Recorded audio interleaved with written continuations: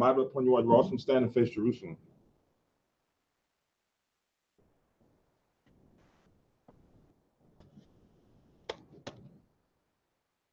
Blessing of the Sabbath. Barakatha Yahweh, Bahasham Yahweh Shai, Asherah, Athalanawa, Hashabbath, Bashalawam, Towada, Amen. Blessed are you, Yahweh, in the name of Yahweh Shai, that give to us the Sabbath in peace. Thank you, so be it. Baha'ayim, Ma'ad, Asherayim, Akkad, Psalms 121.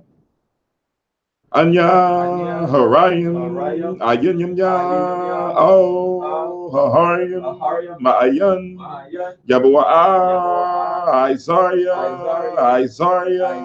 Yabu'a Mayahawa Sha'aisha Shamayim Wa'arataza La'a Yanathan Lamawat Regalia Yala'a Yanawum Shashamarka Hana La'a Yanawum Wala'a Yayashun Shashumar Yashrallah Yahweh Shamaya Yahweh Tazaya Ayel Ya Yamyan Ya Yawamam Hashamash La'a Hakaya Wayarat La'a Balayala Yahweh Yashmaya Makal Rai Yashmar Napasha Yahweh Yashmar Hawalakia Wabu'aya Ma'aitha Wa'ai Iwalam Bahasham Yahawasha Tawada Aman. Psalms 121. I will lift up mine eyes unto the hills, from whence cometh my help. The Lord which made heaven and earth. He will not suffer thy foot to be moved. He that keepeth thee will not slumber.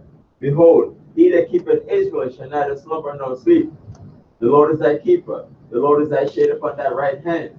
The sun shall not smite thee by day, nor the moon by night. The Lord shall preserve thee from all evil. He shall preserve thy soul. The Lord shall preserve thy going out and thy coming in from this time forth and even forevermore. Amen. Amen. Shema Yashrela, hear, O Israel. Shema Yashrela, Yahweh, Allah Haynawa, Yahweh, Echad. Shema Yashrela, Yahweh, Allah Haynawa, Yahweh. Echad. Shema Yashrela, Yahweh, Allah Haynawa, Yahweh, Echad. 4. Hear, O Israel, the Lord our God is one Lord. Amen. Amen. Apply Yahweh, the Lord's Prayer. Abiyanawa, Shabbat Shemayim, Kwedash, Haya, Shamka, Yahweh, Malakwithka, Saba'ah, Batazawanka, Haya, Aisha, Ba'aratiza, Ka, Bashamayim, Nathalanawa, Lacham, Yawam, Za, Wasalakwanawa, Kabawathnawa, Kasalaknawa, Kababath Yanawa, Wala'a, Habiyanawa, O Nasayawan, Abo, Hawashinawa, Marai, Kaya, Laka, Hamalakwa, Waha'ala, Wahatha Pa'arath, La'ai Walam, Amen. Matthew 6 and 9. After this manner therefore pray in heaven, hallowed be thy name, thy kingdom come, thy will be done in earth as it is in heaven. Give us this day our daily bread, and forgive us our debts as we forgive our debtors. And lead us not into temptation, but deliver us from evil. For thine is the kingdom, and the power, and the glory, forever. Amen. Amen. Ha'ai Shirah Matazawaf, the 10 Commandments. La'ah, Yahaya, Laka, Alahayim, Akarium, Alpanya. La'ah, Ta'aisha, Laka, Pasol, Wala'ah, Ta'ibadam. La'ah, Dalakwaka, Shamwa, Yahweh, Alahayaka, Lashua, Zakar, Ath, Hayawam, Hashabath, Lakodashwa, Chabad, Abiaka, Wa'amaka, La'ah, the Ratazak, La'ah, Thana'ah, La'ah, Daganab, La'ah, Ta'aina, Shakur, La'ah, Thakamat, Ko, Asherah, Lara'ayaka, Aman. Exodus 22. I am the Lord thy God, which have brought thee out of the land of Egypt, out of the house of bondage. Thou shalt have no other gods before me. Thou shalt not make unto thee any graven image, or any likeness of anything that is in the heaven above, or that is in the earth beneath, or that is in the water under the earth. Thou shalt not bow down thyself to them, nor serve them. For I, the Lord thy God, am a jealous God, visiting the iniquity of the fathers upon the children unto the third and fourth generation of them that hate me, and showing mercy unto thousands of them that love me and keep my commandments. Thou shalt not take the name of the Lord thy God in vain, for the Lord will not hold him guiltless that taketh his name in vain. Remember the Sabbath day to keep it holy. 6 days shalt thou labor and do all thy work, but the seventh day is the Sabbath of the Lord thy God. In it thou shalt not do any work, thou, nor thy son, nor thy daughter, thy manservant, nor thy maidservant, nor thy cattle, nor thy stranger that is within thy gates. The Lord made heaven and earth, the sea, and all that in them is, and rested the seventh day. Wherefore the Lord blessed the Sabbath day and hallowed it. Honor thy father, thy mother, that their days may be long upon the land which the Lord thy God giveth thee. Thou shalt not kill, thou shalt not commit adultery, thou shalt not steal, thou shalt not bear false witness against thy neighbor. Thou shalt not covet thy neighbor's house, thou shalt not covet thy neighbor's wife, nor his manservant, nor his maidservant, nor his ox, nor his ass, nor anything that is thy neighbor's. Amen. Amen. Shabbat, be seated.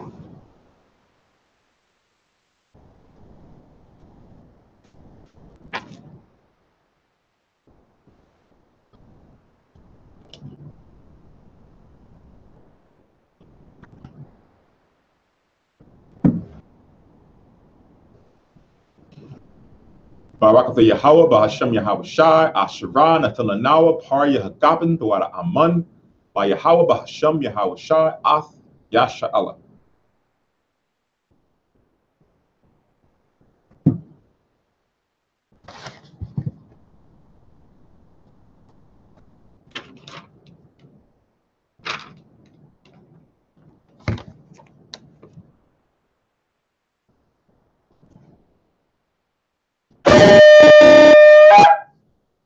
And might upon your Jerusalem, stand and face Jerusalem.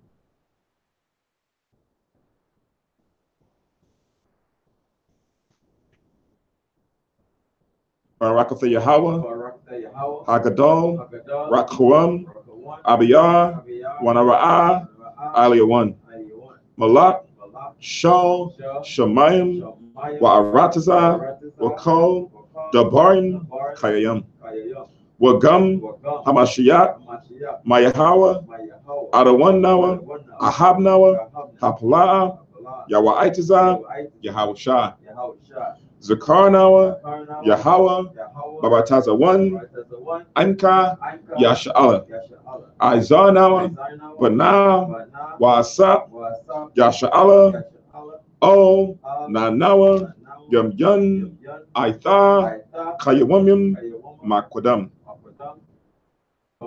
Shalat, Maika'ala, Wahataz Wadak, Alahayan, La, Maganawa, Rapanawa, Washamar, Alnawa, Ba'aikwar, Shalat, Haroka, Sho, Yahweh Shai, Lanawa, Lalamanawa, Rabiam, Kakama, Sabawada, Wada'aith, Sho, Debarka.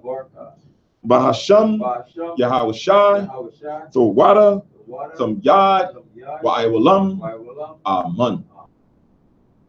English translation. Blessed are you, Yahweh, the great, merciful, mighty, terrible, most high power, King of heaven and earth and all things living, and also the anointed from Yahweh, our Lord, our friend, the wonderful counselor, Yahawashi. Remember us, Yahweh, favorably, your people Israel. Help us build and gather Israel. Most high, we beg you right now, like the days of old. Please send Michael and the righteous powers to protect us, heal us, and watch over us. Mainly send the spirit of Yahawashi to us to teach us much wisdom, knowledge, and understanding of thy word. In the name of Yahawashi, thank you always and forever. So be it. Blessed are you, Yahweh, in the name of Yahawashi that gives to us the law. Barakatha Yahweh, Bahashem Yahawashi, Asherah, Ethelanawa, Hathawara. Blessed are you, Yahweh, in the name of Yahawashi that gives to us light to see. Barakatha Yahweh, Bahashem Yahawashi, Asherah, Ethelanawa, Awar, Lara. Blessed are you, Yahweh, in the name of Yahawashi that gives to us the ram's horn to call the people. Barakatha Yahweh, Bahashem Yahawashi, Asherah, Nethalanawa, Korun, Ha'ayal, Lakwara, Ha'ain. Blessed are you, Yahweh, in the name of Yahawashi that gives to us the olive oil to anoint Israel. Barakatha Yahweh, Bahashem Yahawashi, Asherah, Nethalanawa, Hashaman, Zayath, Lamashah, Yasha Allah. Shabbat. Be seated.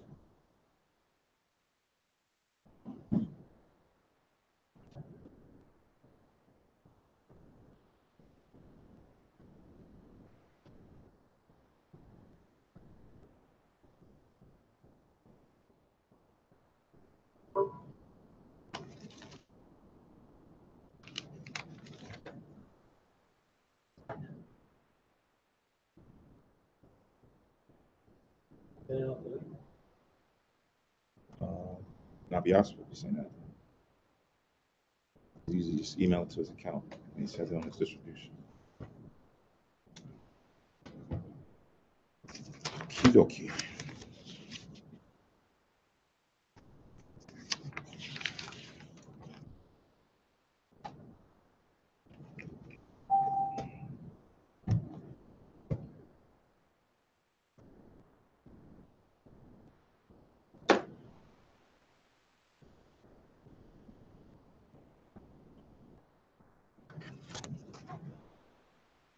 All right, Shalom Israel.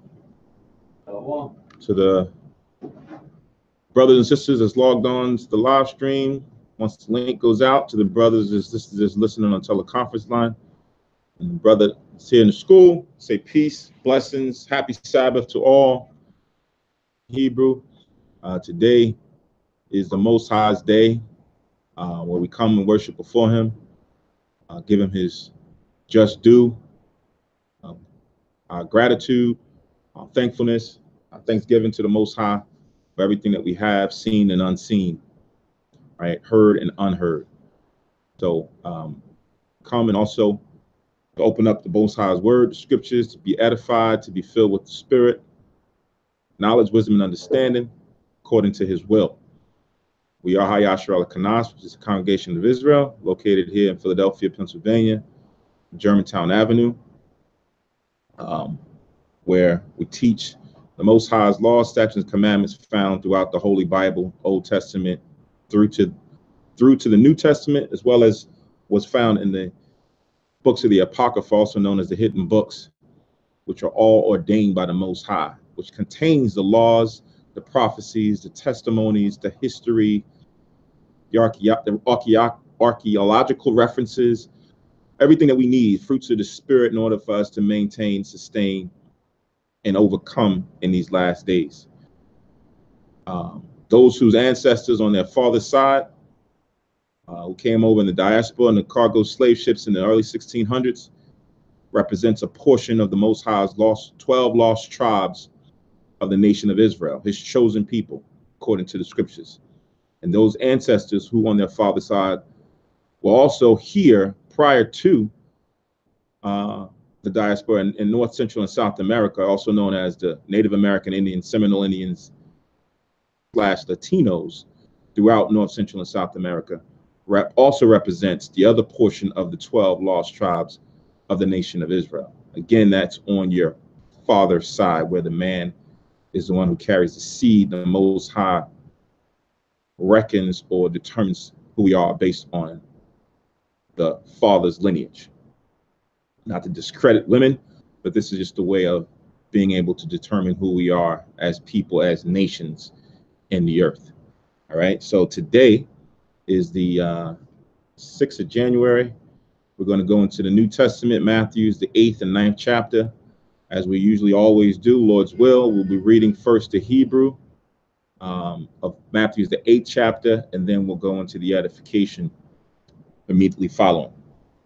So Lord's will, hopefully the links have gone out.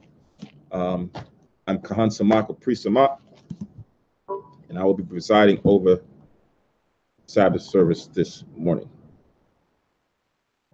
All right, so further ado, I'm going to start in the Hebrew of Matthew's, the 8th chapter. 2 back-to-back weeks reading ancient Hebrew. 2 back-to-back weeks on the service.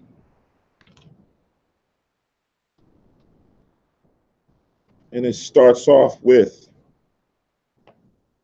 Wayarad. Is that it? All right. So this is Matthew's 8 by Baria. Wayarad man hahar wayakot salak wayalak akaryawa hama 1 aim rab, verse 2. Wahana ayash mata zarai ba'a wayasha thakwa lawa waya amar adanya thara tazal waya salak thawako lata harna naya, verse 3. Waya shalak yahawashai ath yadwa waya gai bawa waya amar ka pataz nakya tahar wama yad nara pa'a tazara aithwa, verse 4. Waya amar olyawa yahawashai ra'ah pun thasapar la'ayash kya laka salak lak laka waha ra'ah o hakahan waha Quarab ath hakwara bun ashra tazawal masha lada salak la aidwath laham, verse 5.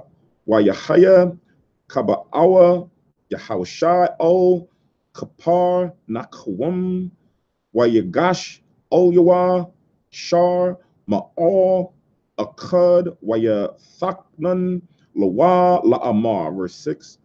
Adanya hana na'irya napol lamashakab baba yathya wahawa ka abaryam wama na aid ma'ad, verse 7. Waya amar yahawashai olyawa abba what is this, verse 7? Abba wa'ara pa'awa, verse 8. Waya ain shar hama o waya amar adanya nakwa lathya maba salak maba aka batazal kwawa rathya ak dabar na rak dabar wana rapa na area, verse 9. Kaya nakya ayash natha 1 thakath asha lat 1 wagash salak wagam yash thakath yadya anashya taza ba wa marthia laza lak wahak lak wala za bawa'a waba'a wala I badya I shaw wa ath la I shawa verse 10 wayasha mai yahawashai wayatha ma waya amar o ha lakyam akaryawa aman amar anya lakam gum baya shar Allah so like baya sha Allah la'a matazathya ama wana gadawa law kaza'ath verse 11 wa anya amar lakam rabium yaba awa mama zarak wa mama irab waya sabwa aim aba raham wataza kak waya iquab okay bama lakwath hashemayim verse 12 have it abala banya hama lakwath hama yaka rashwa ol haka shak haka yatazwan sham taha hun so like taha ha haya lala wakargwak hashanyam verse 13 waya amar yahawashai all shar hama all lak waka ama wanathka kan yahaya laka waha rapa na irwa basha ai haha ya'a verse 14 waya ba'a yahawashai so like was this verse 14 waya ba'a yahawashai by yatha patarwas Peter waya ra ath kam wathwa napalath lama shakab kiyab akazatha hakwa the kath verse 15 waya guy by ya da waya so like watha rap mama na hakwa the kath watha kum watha sharptum verse 16 waya haya la aith I rob wayaba yawa olyawa rabyum akawazya shadyum wayaga rash ath ha raw koath badabar waya rapa ath ko haka william verse 17 lamala ath Asherah, Debar, Ya Shai, Yawa, Hanaba, Ya, La'amar, Kala Yanwa, Hawa'a, Nasha, Wamaka, Abyanawa, Saba Lum. Verse 18. Wayahaya, Kara Awath, Yahushai, Hama, Ain, Rab, Saba Yabathyawa, Wayatazab, Salat Wayatazwa, La I Bar, Masham O, I Bar, Hayam. Verse 19. Wayagash Olyawa, Akad, Hasawa Pariam, Amar Olyawa, Rabaya, Ala Ka, Akaryaka, Ol Ko, Ashira, Laka. Salak Thakol, verse 20. Waya Amar Olyawa, Yahaushai, Lashawa Alyam, Yash, Kawarya, Ipar, Wala I Wap, Hasha Mayim, Kunyam, Wabun, Ha'adam, Yun, Lawa, Makwa Wum, Lahana yak shamath ra'ashwa, verse 21. Waya akar, salat, wa akar man hathala mayadyim amar olyawa adanya hana laya bara ash wana lalakath bar ath abia, verse 22. Waya amar olyawa yahawasha laka akarya waha nak lamathim laquarab ath mathyaham, verse 23. Waya radya o ha'aniya salak ha'anayam waya radwa athwa thala mayadyawa, verse 24. Wahana sa'ir gada wol haya baham wathaka sa ha'anaya bagoyim wahawa'a washan, verse 25.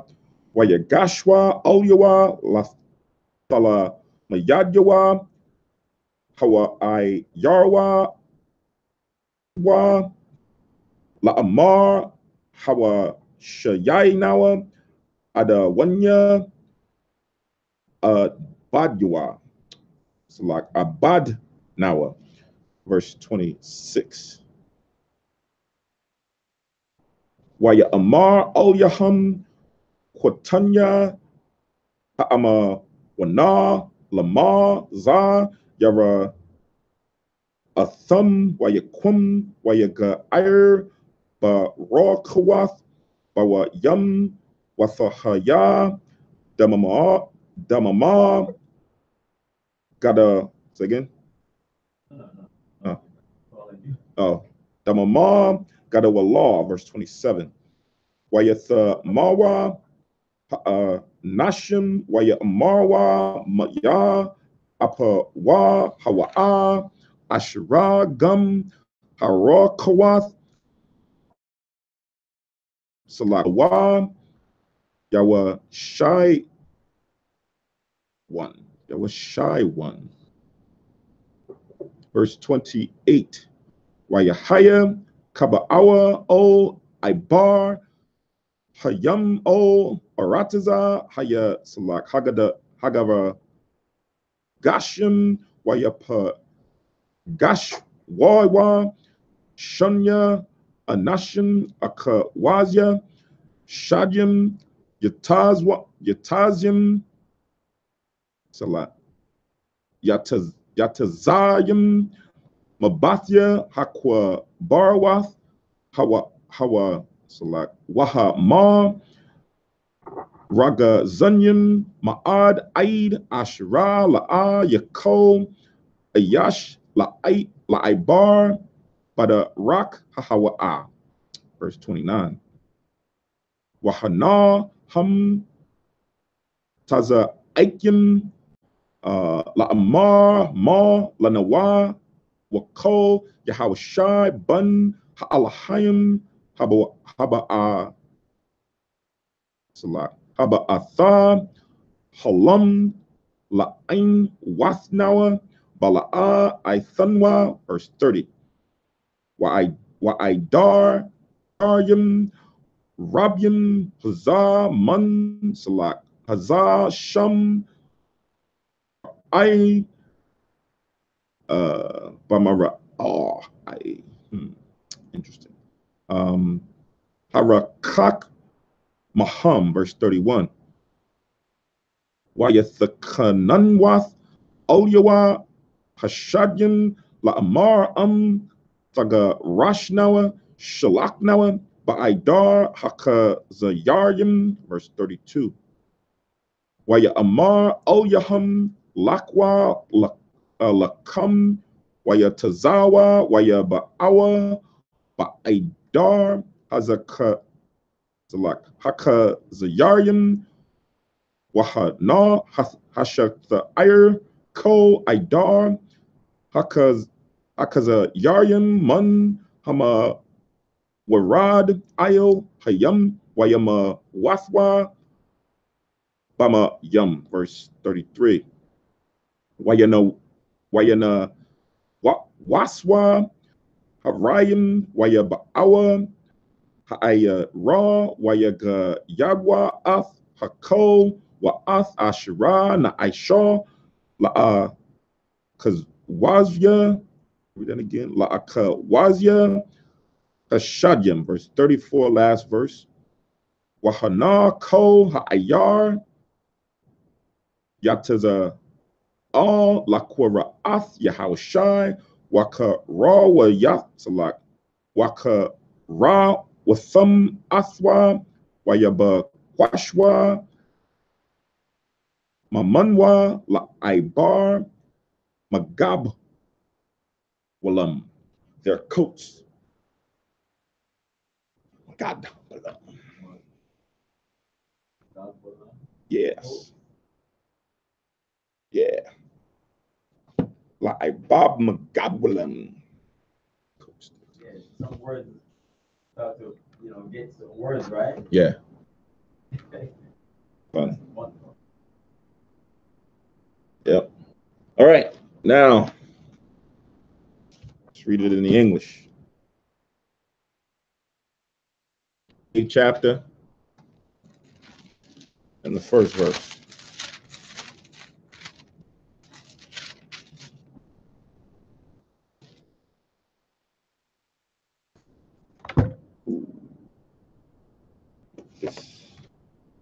Maybe.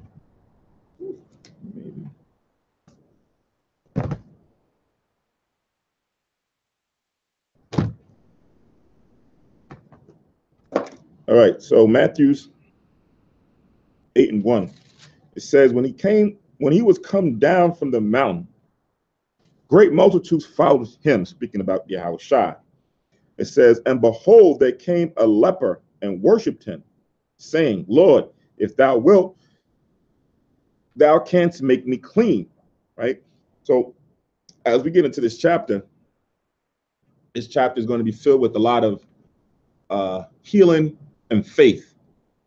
Right? Yahushua is going to on his ministry, on his journeys, as he's journeying throughout Israel, throughout the northern region, he's going to be encountering a lot of the sick of Israel, but those who had faith, right? And then you're going to also see within these chapters some who were not from Israel, who also had the faith of who Yahushua is and what he represents. I say is because Yahushua is still he's still living, he's still here, he's just not with us here, but he's still present, right? So same thing today, we have to have that same faith in order to be able to receive his blessings, to receive the healing, to receive all the things that we petition the Most High for, but haven't received it, but have through the faith of Yahushua or through Yahushua.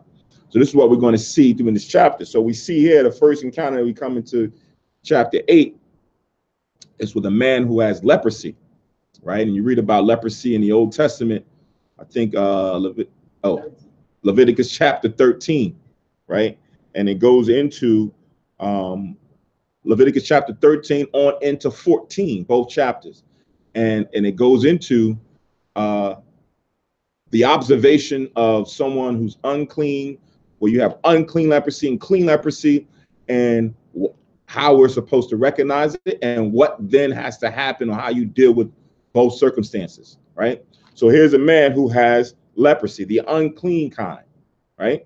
It says, I read verse 2 again, and behold, there came a leper and worshipped him, saying, Lord, if thou wilt, thou canst make me clean. Meaning, if it's up to you, Yahushua, you can heal me of this infirmity, right? Verse 3, and Yahushua put forth his hand and touched him, saying, I will, be thou clean. And immediately his leprosy was cleansed, right?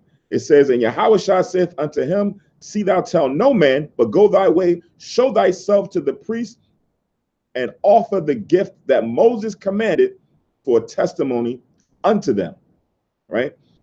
So here it is, this man, and off of the gift that was given to him by Yahushua. Yahushua heard his prayer, heard his petition, I should say, and healed him, and immediately he was healed. When you read the same story in the book of Luke,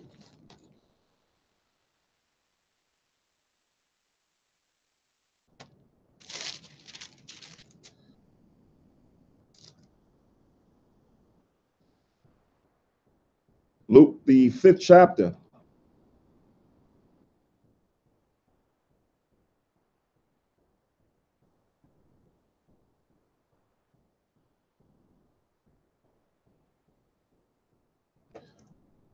From Luke 5:12 to 14, it says the same thing, right? So a lot of times, as we see here, is one of the first examples that we get where Yahushua heals a man, but then he tells him to not go and say anything, right?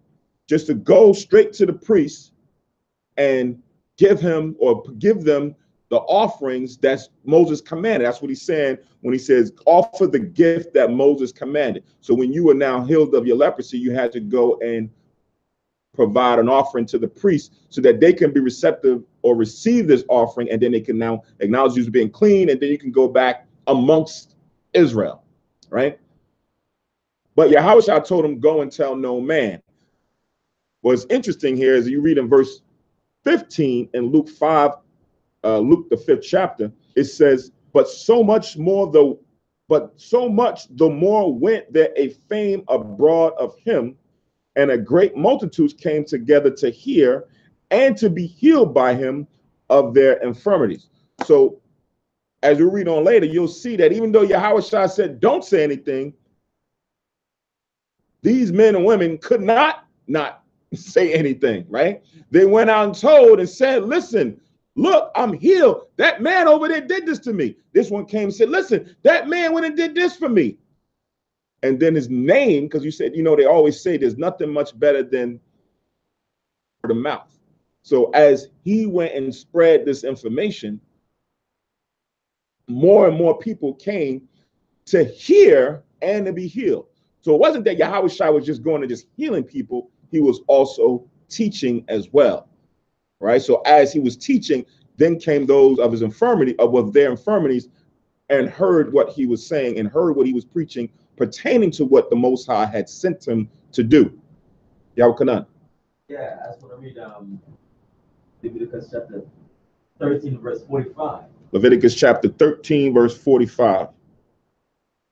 It says, and the leper in whom the plague is, his clothes shall be rent, and his head bare, and he shall put a covering upon his upper lip, and shall cry, unclean, unclean.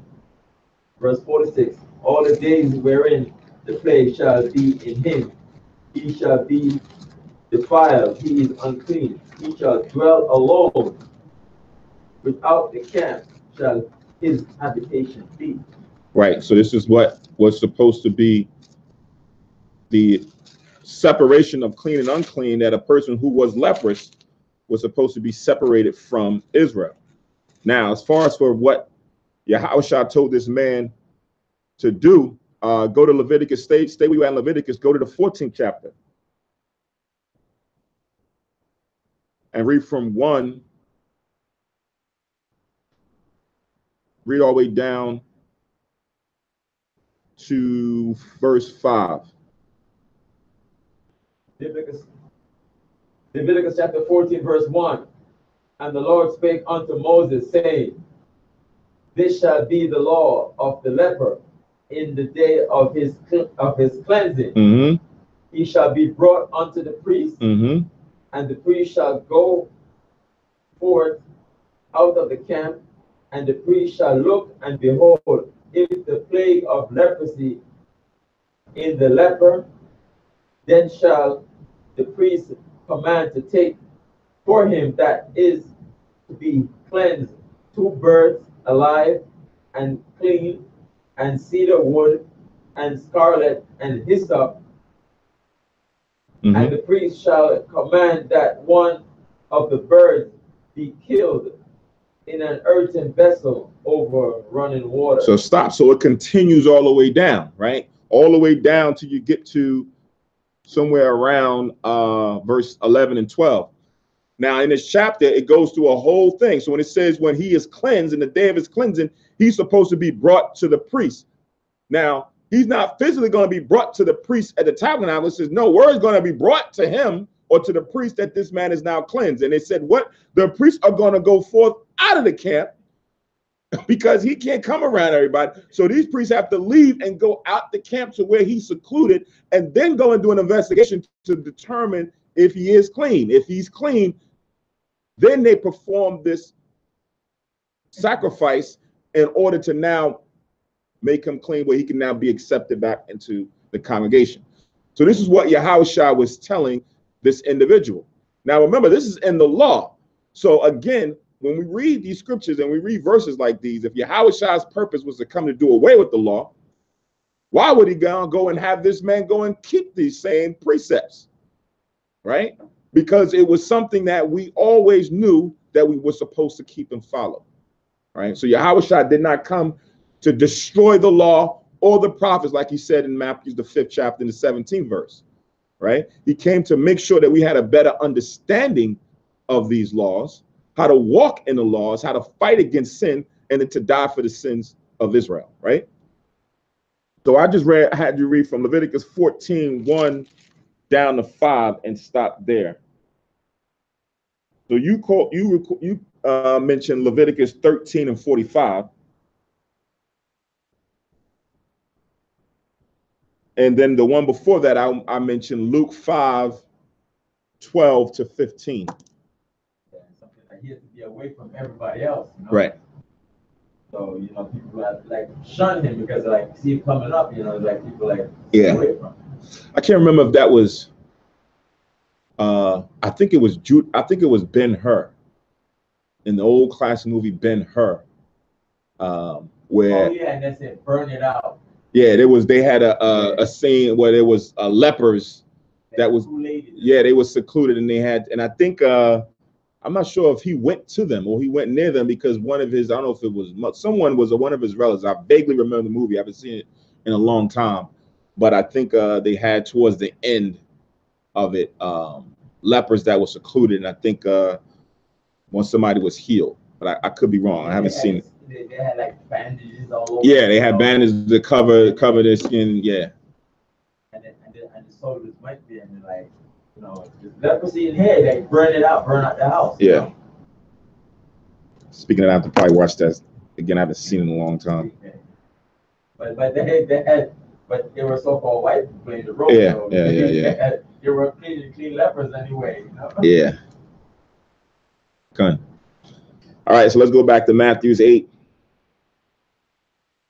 Matthew's the 8th chapter. We're at the 5th verse now. It says, and when Yahushua was entered into Capernaum, there came unto him a centurion beseeching him, saying, Lord, my servant lieth at home sick of the palsy. Right? So palsy, like how sometimes people talk about cerebral palsy, but palsy is when you have like a paralysis of your body, of your muscles, where you can't do a function in a proper way. Right? So there's different levels to the palsy, but this one, it just says that this one lieth at home sick of the palsy. So it alludes to that he can't get up and leave, can't get up and move because he has this paralysis, right? It says grievously tormented. So this wasn't something that was just a light case of the palsy. This was something that was a grievous thing unto him. Now, there's certain times in the scriptures where when you have to take a step back and look at, a lot of times you see individuals like this who go through these torments, who go through these burdens, who go through these, one would say a curse unto them. And then Yahushua comes to relieve them of that curse, or to relieve them or cleanse their infirmity. And then after that, now the encounter with Yahushua, it kind of like supersedes everything else. Because now, not only have you been healed, but you now have just bear witness, or you have now just been able to be in the presence of the Son of Man, to be in the presence of the Messiah, right? Which also took on a much higher faith and a story to tell than you just being cleansed. Now that just became the backstory. It became now more about him. And then he's the one who healed you, outside of you just being healed and everyone just looking to say, oh, he's healed, he's healed. No, it was more so pertaining to Yahushua. So I say all that to say that, you know, we don't always have to go through these physical type tribulations and trials, but on our normal day-to-day, and a lot of times we're going to have things that's going to happen to you that we're going to have to go through. There's going to be burdens and challenges that's going to come your way.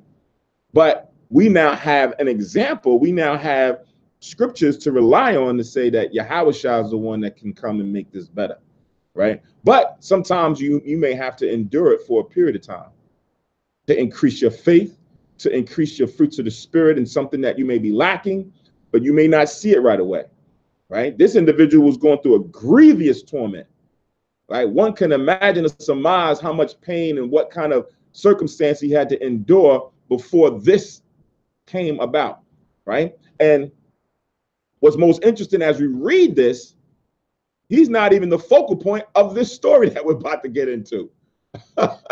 As we see, is he's the backstory. He's not the primary focus of this discussion here. Y'all can Split my mind. You look down and you read it, and now it left you, huh? I know a centurion is in charge of 100 soldiers. Right. All right. So I'm going to read verse 5 again. And when Yahushua was entered into Capernaum, there came unto him a centurion, one who was in command, like you said, of 100 soldiers, or 100 that he's in charge of, beseeching or begging him, and saying, Lord, my servant lieth at home, sick of the palsy, grievously tormented. And Yahushua saith unto him, I will come and heal him. The centurion answered and said, Lord, I am not worthy that thou shouldest come under my roof, but speak the word only, and my servant shall be healed. For I am a man under authority, having soldiers under me. And I say to this man, go, and goeth, and to another, come, and he cometh, and to my servant, do this, and he doeth it. And when Yahushua heard it, it's like when he heard it, he marveled and said to them that followed, verily I say unto you, I have not found so great faith, no, not in Israel. So here is a centurion, right, who, this man is not an Israelite, right, who is a man of authority, right, and he goes into detail to explain his position. I'm the one that says, go, come, do this, don't go there. So he's just not some regular humble peasant. He's someone who, of another nation within the Roman army, who has prestige and who has power and authority. But here it is, he's coming to Yahushua, humbly asking for him to heal his servant, right, who he cares for. Now, let's go to Luke, the 7th chapter, because it's a little bit more deeper than what we read here in Matthew, the 8th chapter. Luke 7.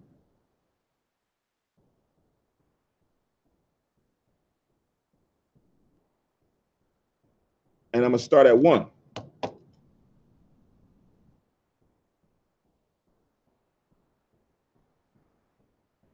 So Luke 7:1 says, now when he had ended all his sayings in the audience of the people, he entered into Capernaum. And a certain centurion's servant, who was dear unto him, was sick and ready to die, right? So now we see that this, when we read it in Matthew's, it says he has the palsy, and he was grievously tormented. So now we see the extent of his palsy. It wasn't that he just had it and he was just battling with it. He was almost on the verge of death dealing with this palsy. It says, and when he heard of Yahushua and sent unto him the elders of the Jews, that he would come and heal his servants, right?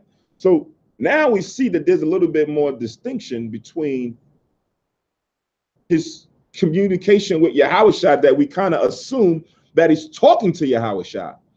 But here it says, and when he heard of Yahushua, he sent unto him the elders of the Jews, beseeching or begging him that he would come and heal his servant. So he sent people to go and speak to Yahushua on behalf of what was taking place with his servant. Verse 4, it says, and when they came to Yahushua, they besought him instantly, saying that he was worthy for whom he should do this. Meaning that this centurion who wants Yahushua to come to his house because of his servant was a worthy individual. He was not like the rest. He was not like these other individuals who one would just say, he's a Gentile. I'm not coming and dealing with them. I'm only come to deal with my people. Like he says, when you read the scriptures dealing with the woman who had a daughter that was grievously vexed with a devil or a demon, right? So now they're petitioning that this guy is good and he should go and try to heal his servant. Verse 5, it says, for he loveth our nation and he have built us a synagogue. So this centurion is a person of great authority, but he loves Israel, right? He cares and has compassion for Israel, so much so that he went and built us our own synagogue. Yeah. Do you know where that scripture is that sometimes might help us a little bit? That said what? Is a scripture that says, sometimes the heathen in this time and age help us a little bit. Right? Yeah, where is it? Jeremiah 15:11.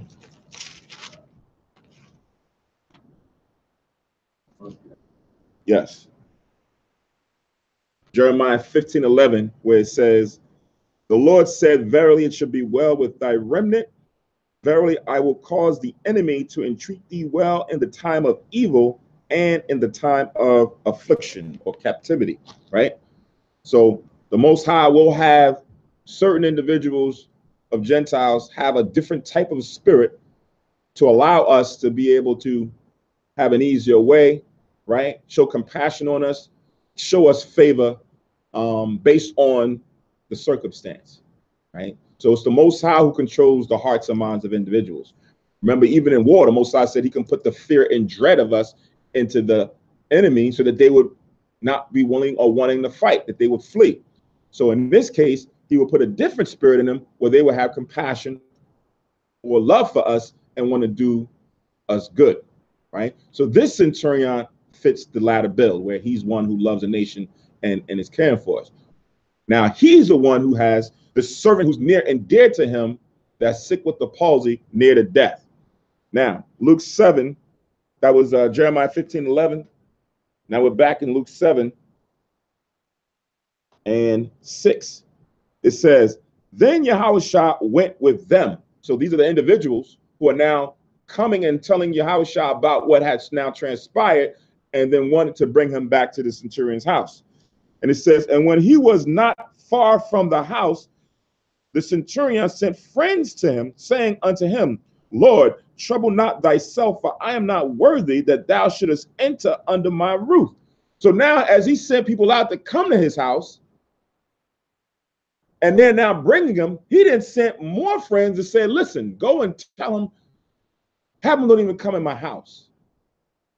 I'm not even worthy for him to enter into my house, because he felt that he was probably a man who had probably done some trespasses unto Israel, but had a change of heart and now show favor and compassion, or a man laden with sins, or like we read in Matthew, he's one who realizes and recognizes the order of the Most High, where Israel is the chosen of the Lord, and the rest are, like the woman said, dogs under the table. He's not worthy to come into my house. Why am I going to have? Matter of fact, it'd be better if he just do this. It says, verse 7, wherefore neither thought I myself worthy to come unto thee, but say in a word, and my servant shall be healed. Right? So this is why he has all these people coming to Yahushua and saying it, because he felt that he wasn't even worthy to stand in the presence of Yahushua. Right? He just says that his servant would be healed. He had the faith to believe that Yahushua would heal his servant, right? So now when I skip to verse 9, because we read the same thing in verse 8 in the other one, when I skip to verse 9, it says, when Yahushua heard these things, he marveled at him and turned him about. So this is what Yahushua now is alluding to when he says he ain't seen that much faith, because here it is. Someone who is in a high position feels that and understands that he technically is in a very low position compared to Yahushua and his people, right? I don't even want to see you, let alone for you to come in my house. But I have that much faith that if you just say it, my servant will be healed. So when Yahushua is now walking with these people who's bringing him, and then he meets another group on the way, and they tell him what he just said, he's like, whoa. And then now he turns about him, as it says here, and said unto the people that followed him, I say unto you, I have not found so great faith, no, not in Israel.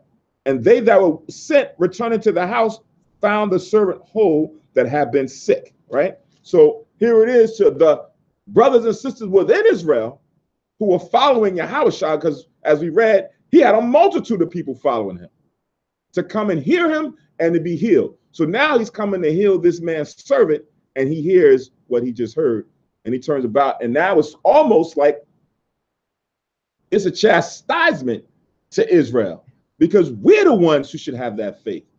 He's sent here for us, and you have the Gentiles who have faith beyond much, that they don't even want us to stand in their presence or even enter the threshold into their house. But if you just say it, my servant to be healed. But then you had the Pharisees, the scribes, the chief priests, right? All these leaders, so-called leaders, who questioned Yahushua's every move, who convinced the people that he can't be the Messiah, right? Where is their faith? Where is the faith within Israel? This is what Yahushua is alluding to.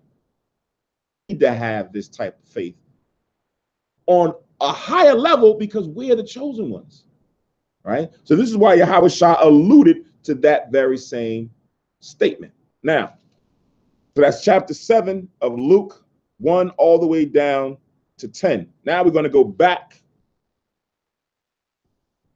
to Matthew's chapter 8.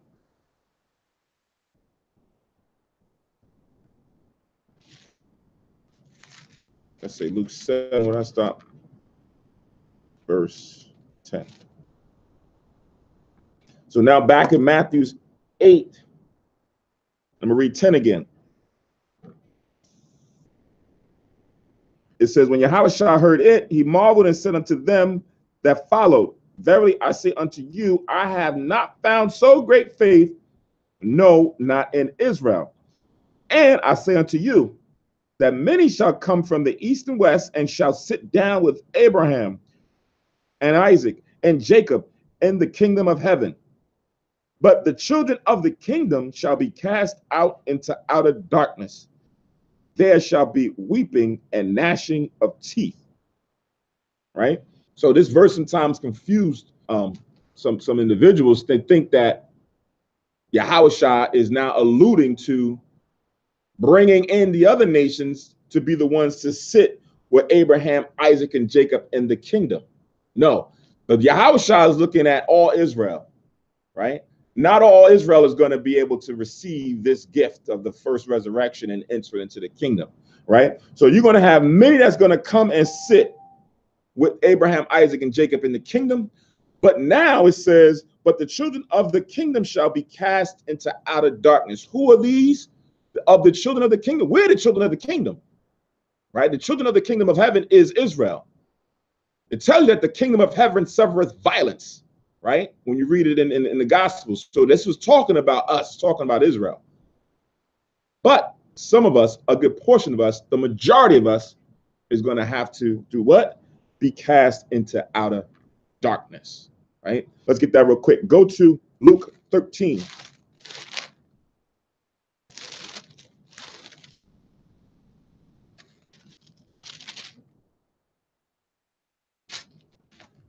Luke chapter 13.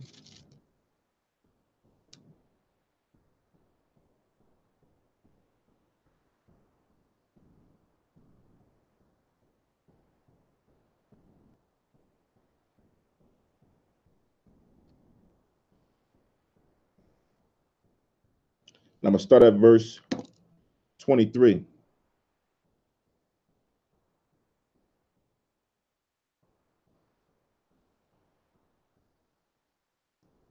So in Luke chapter 13, verse 23, it says, Then said one unto him, Lord, are there few that be saved?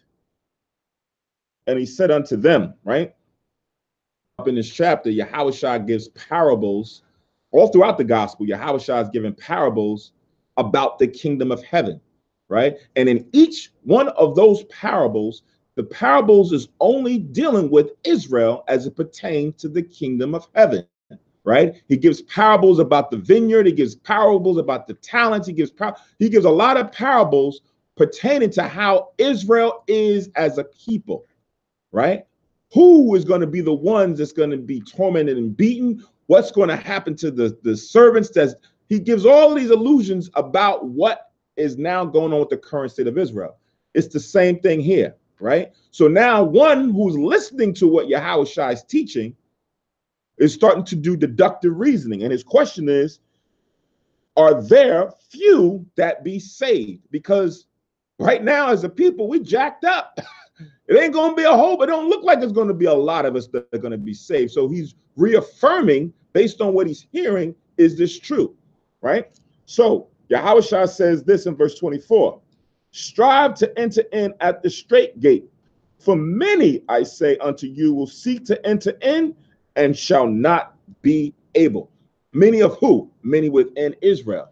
So he's telling him, make sure you strive to enter in at the straight gate, meaning through the will of the Most High, which is following his law, statutes, and commandments, following the Bible, following in the precepts that we see in the scriptures, following the examples of the righteous ones that came before us, right?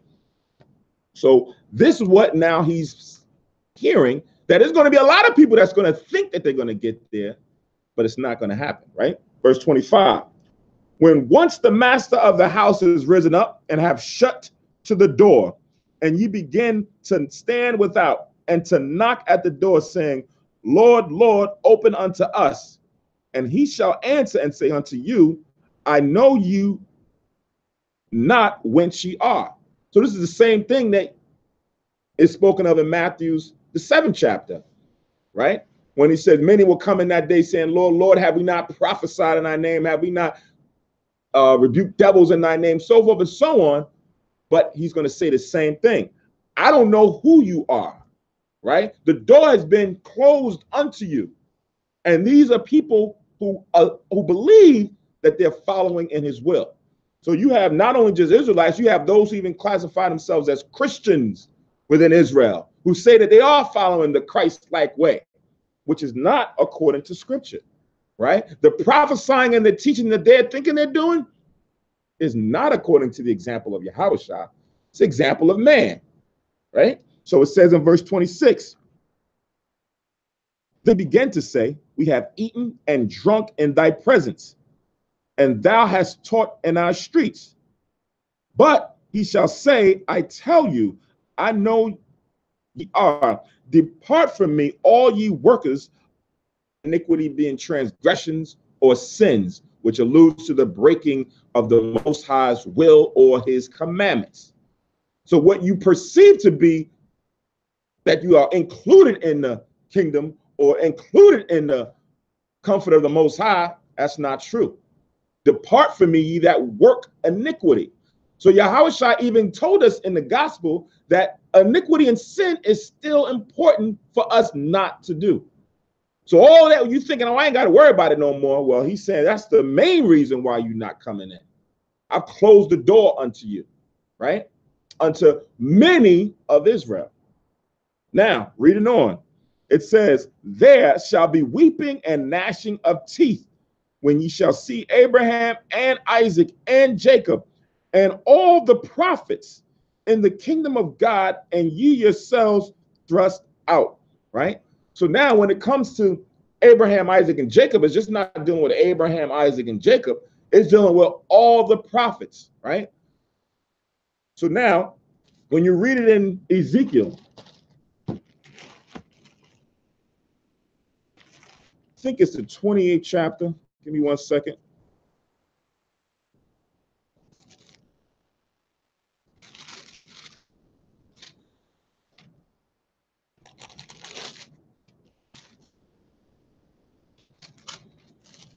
what it describes and talks about the prophets.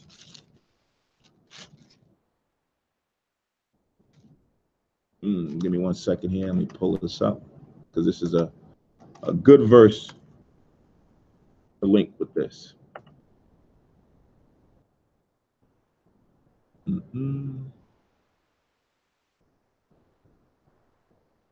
Bear with me 1 second, Israel.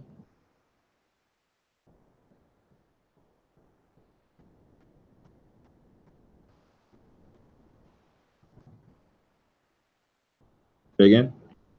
I'm looking at prophet. Yeah. 38. 38 is the one I want. 38:17. That's it. Read that real quick.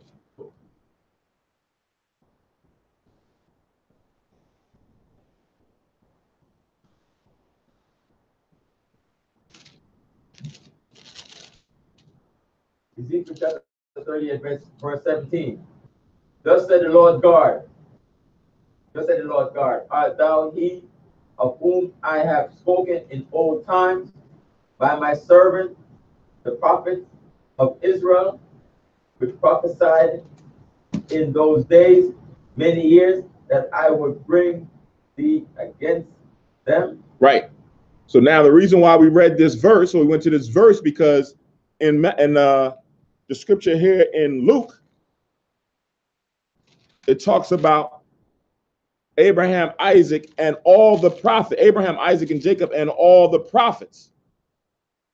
The prophets are those that come from Israel. So now when you look to who's included, there's a lot of prophets that came out of Israel. There's a lot of servants that are of Israel. Those servants that do the will of the Most High will be the ones who will be able to sit with Abraham, Isaac, and Jacob in the kingdom. All of them will be able to do it, right?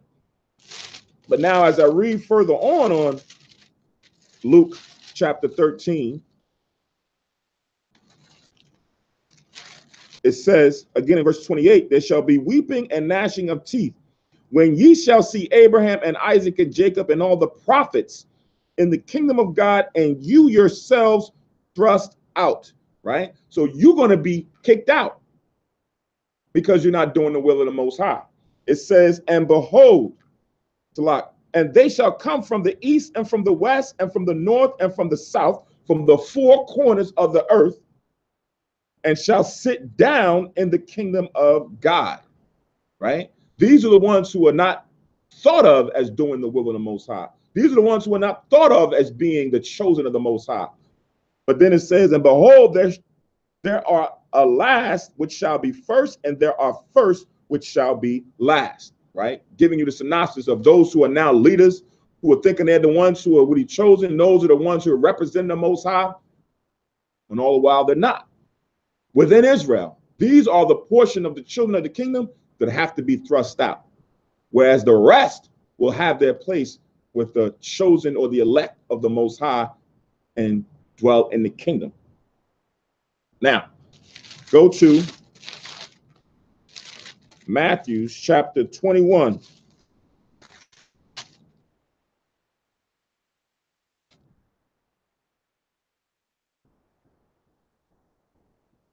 Give me 1 second.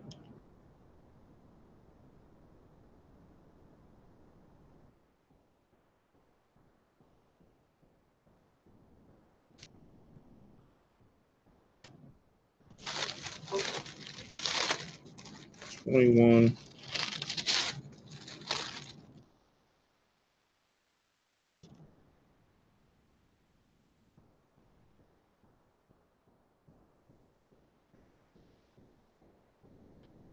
No, I'm gonna hold off on this for right now.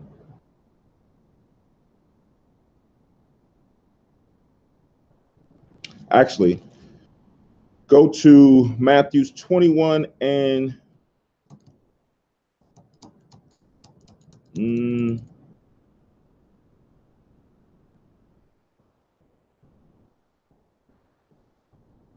start at verse 41.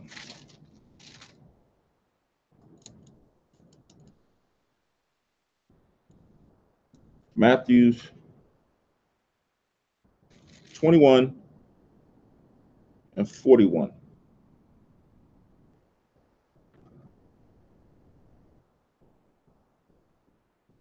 So here in Matthew 21:41, it says, they say unto him, he will miserably destroy those wicked men and will let out his vineyard and unto other husbandmen, which shall render him the fruits of their season, right?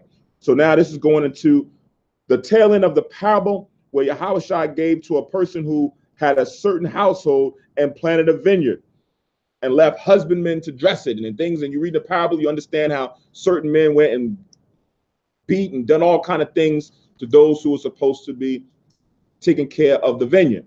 So the answer to this is that those wicked men who did those things to those who were supposed to be taking care of the vineyard is going to be destroyed. Now, this is Yahushua speaking to the Pharisees, the chief priests, right? It says in verse 42, it says, Yahushua said unto them, did ye never read in the scriptures the stone which the builders rejected? The same is become the head of the corner. This is the Lord's doing and is marvelous in your eyes. So he's letting them know that he is the cornerstone. They're supposed to be building up Israel, but they're rejecting the cornerstone. They don't think that he's the cornerstone. So it says he's become the head. The Most High has made him the cornerstone, the most important piece in that foundation, but they don't see it, right? It says in verse 43, therefore say I unto you, the kingdom of God shall be taken from you. Who is the you?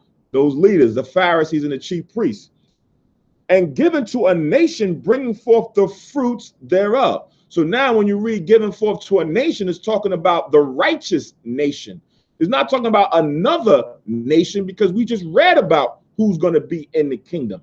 It's going to be those who come from out of Israel who do the will of the Father, not the Gentiles, right? There's endless amount of scriptures on that, but let's stay on this point. It says, and whosoever shall fall on this stone shall be broken, but on whomsoever it shall fall, it will grind him to powder, right? So Yahushua is alluding to the judgment that's going to befall those who don't accept the cornerstone. Now check out what happens, verse 45. And when the chief priests and Pharisees had heard this or his parables, they perceived that he spake of them. So they knew that he wasn't talking about somebody else. He was alluding to them. The kingdom was given to them. These Pharisees and chief priests were supposed to be teaching the proper understanding about the kingdom, but they were not. So it now had to be taken from them. Their position was going to be taken, right? Now being a part of the first wave to enter into the kingdom, that's not going to happen anymore, right? So now they are what we read in Matthew, the 8th chapter, the children that shall be cast into outer darkness, meaning they're the ones who's going to receive that judgment, but now rejecting Yahushua and not believing that he is the Messiah.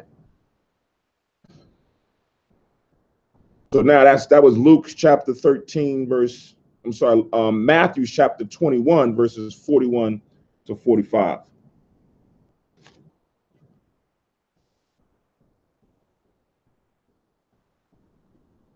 So now let's go back to Matthew chapter 8.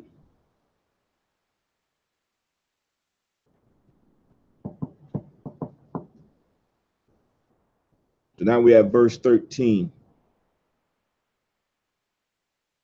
And it says, and Yahushua said unto the centurion, go thy way, and as thou hast believed, so be it done unto thee, right?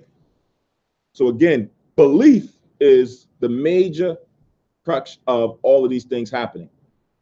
The centurion's belief, the man with the palsy's belief, right? All these individuals, some of it is directly said, and sometimes it's implied, or it's not always is said, based on how many times Yahushua touches on it. He'll say, because of this saying, and the saying alludes to them worshiping of Yahushua, understanding who he is. To most common folks, he's just a carpenter's son. But to those of faith and belief, He's the son of David, who's the son of the Most High, the Messiah sent by the Lord. Those are the ones who, based on their saying or based on their belief and their faith, were able to receive their petition or have their prayers answered through Yahweh Shah. All right. It says, and his servant was healed in the self same hour. Right. So as you read in the other chapter, it says, as they went back, by the time the servants got back. Now, verse 14. It says, and when Yahweh Shah was coming to Peter's house, or Patarwas in the Hebrew, he saw his wife's mother-in-law, laid and sick of a fever.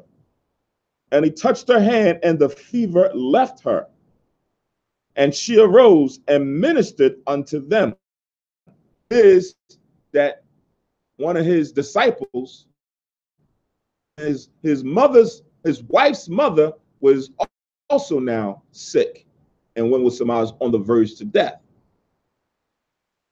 Shah came and just touched her hand, and then she was healed.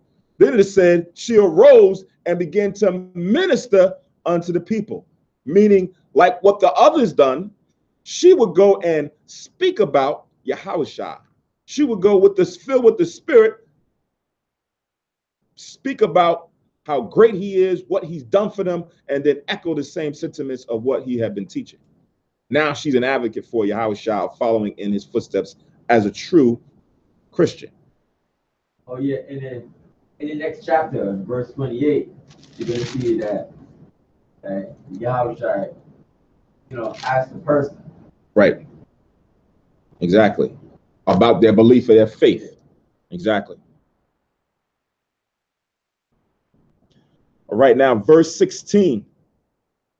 When the even was come, sundown, they brought unto him many that were possessed with devils, and he cast out the spirits with his word and healed all that were sick. Right? So even after sundown, when it's evening and everybody's probably going to get something to eat to get a rest, nah, I didn't stop with Yahweh Shah. It says many that were possessed with devils did they bring to Yahweh Shah, had different types of spirits on them. So as Yahweh Shah spoke the word, those individuals are able to be healed. The word, those evil spirits came out of those individuals, right? Because Yahweh Shah, again, remember, Yahweh Shah has command. Even though this is not his kingdom, he still has authority over those devils, right? They understand and still know the power that Yahweh Shah holds. Now, when you go to Colossians, the first chapter,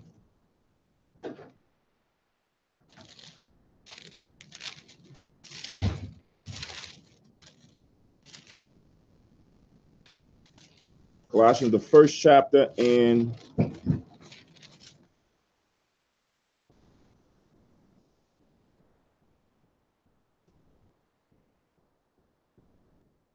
verse 16 to like verse 15. Colossians 1 and 15.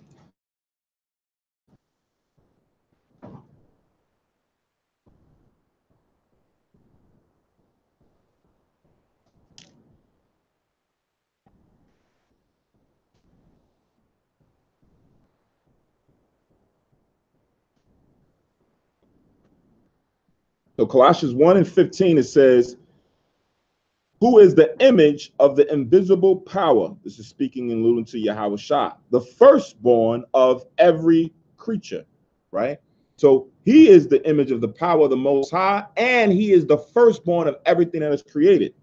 It says, verse 16, for by him were all things created, meaning under his position that the Most High has now given him, were all things created that are in heaven and that are in the earth, visible and invisible. So whether there's spirits that's in the heavens or spirits that's in the earth, Yahweh Shah was in the position given to him by the Most High to have them created. So when we speak about righteous angels, Gabriel, Uriel, Raphael, Michael, so forth and so on, were all created by Yahweh Shah. When we speak about evil angels, Satan and all of those who are after Satan were under the auspices of Yahushua, having them be created for their purpose, right? Everything has been given or created by the Most High for its purpose. Things that we would deem to be evil or wicked or clean or unclean has been created for a purpose. So even the devils that are now in certain individuals, Satan himself, they also follow a hierarchy. They also follow a command. They also have restraints put upon them that they don't or cannot go beyond, right? Coming from the Most High himself. So this is Colossians 1. I just wanted to stop there. It says, whether there be thrones or dominions or principalities or powers, all things were created by him and for him, right? So even this dominion, this realm has been created by him, is created for him, but it's not given to him just yet. But he created it, right? It's like when Israel, throughout the different captivities, we went and built up a nation. It was created by us. Technically, it's for us, but we at that moment didn't get the chance or the opportunity to enjoy it, right? Until the time serves, then that we'll be able to receive those fruits of our labors. So it's the same thing. Yahushua is the one who created all of this and the spirits, and he's the one that is truly in authority of them, but not fully yet. Yahweh Kanan. Yes, whenever read Acts 19, verse 15. Acts 19 and 15. Yes.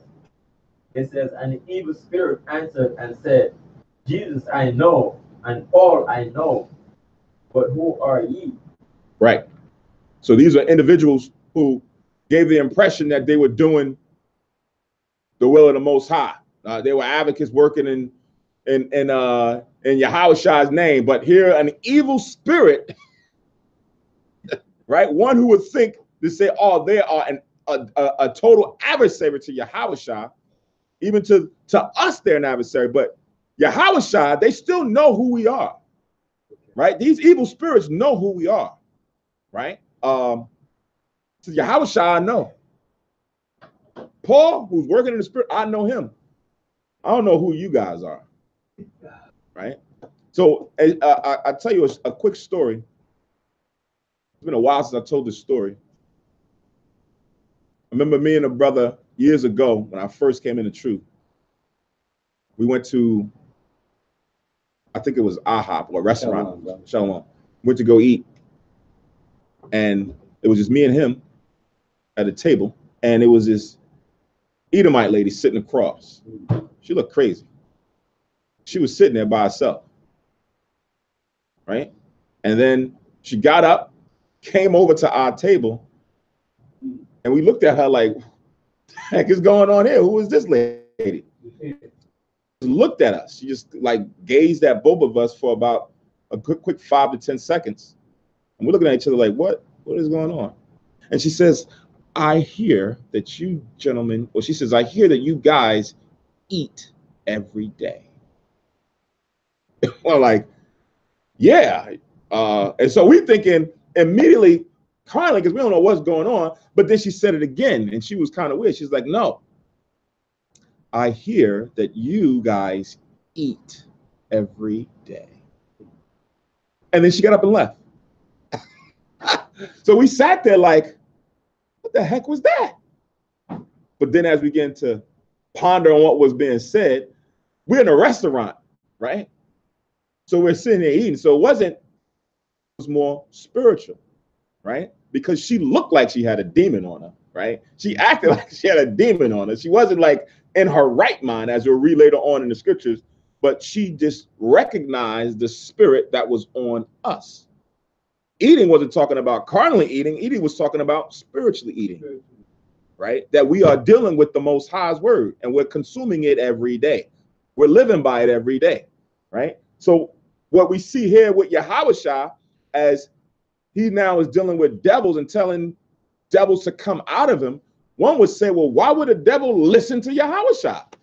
Right? He's an adversary to Yahushua. He wouldn't follow the authority, the command of Yahushua. He only follows the authority, the command of Satan. Right. But no, they listen to Yahushua. So let's go back and read that again in verse 16. So Matthew 8:16, it says, when the even was come, and they brought unto him many that were possessed with devils, and he cast out the spirits with his word, all that were sick. Right? So he was able to cast out, to bring out those spirits that was in those individuals. As we read later on in this chapter, towards the tail end of this chapter, is going to get a little bit more specific on how Yahushua has the authority and the command to do these types of miracles for certain individuals. Yahweh Kanan. I just want to read a small excerpt. Yeah, Matthew 12:24. Matthew chapter 12, verse 24. It says, but when the Pharisees heard it, they said, this fellow doth not cast out devils, but by Beelzebub, the prince of the devils. Well, read on. What else to say? Verse 25. And Jesus knew their thoughts, and said unto them, every kingdom divided against itself is brought to desolation. And every city or house divided against itself shall not stand. And if Satan cast out Satan, he is divided against himself. How shall then his kingdom stand? Right. So if it's Yahushua who's doing this, bringing out devils and taking them out of people, right? How is he now going to flourish? He wants to go and inject himself, or have these other devils inject themselves into many people as he can. But Yahushua was coming and doing the opposite. He was taking those spirits out of those who were chosen, who had the faith, right? So this is what they alluded to, a thought of Yahushua, to consider how is he able to have this power to now not only heal people, but to have power even over devils, right? So that was Matthew 12 and 24. And when did you stop? Matthew 12, 20,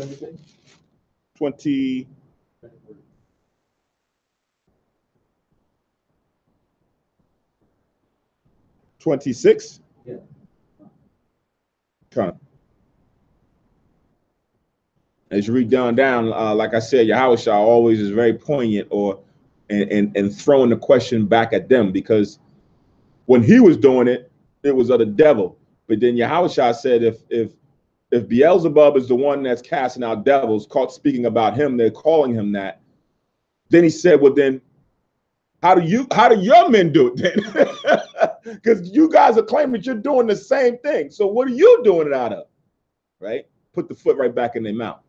Right? Because sometimes people don't think what they're saying. They just say it just to condemn or try to tarnish someone's name or his reputation, not realizing that they're doing it unto themselves. So now back in Matthew 18, verse 17, it says that it might be fulfilled, which was spoken by Isaiah the prophet, saying, himself took our infirmities and bare our sickness, right? So what they're alluding to, pardon me, is what you read about in Isaiah, the 53rd chapter.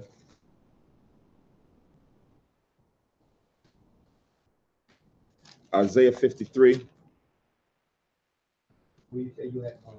We in Matthew's the 8th chapter, and I just read the 17th verse. And now I'm going to link a precept, which is Isaiah 53 and 4.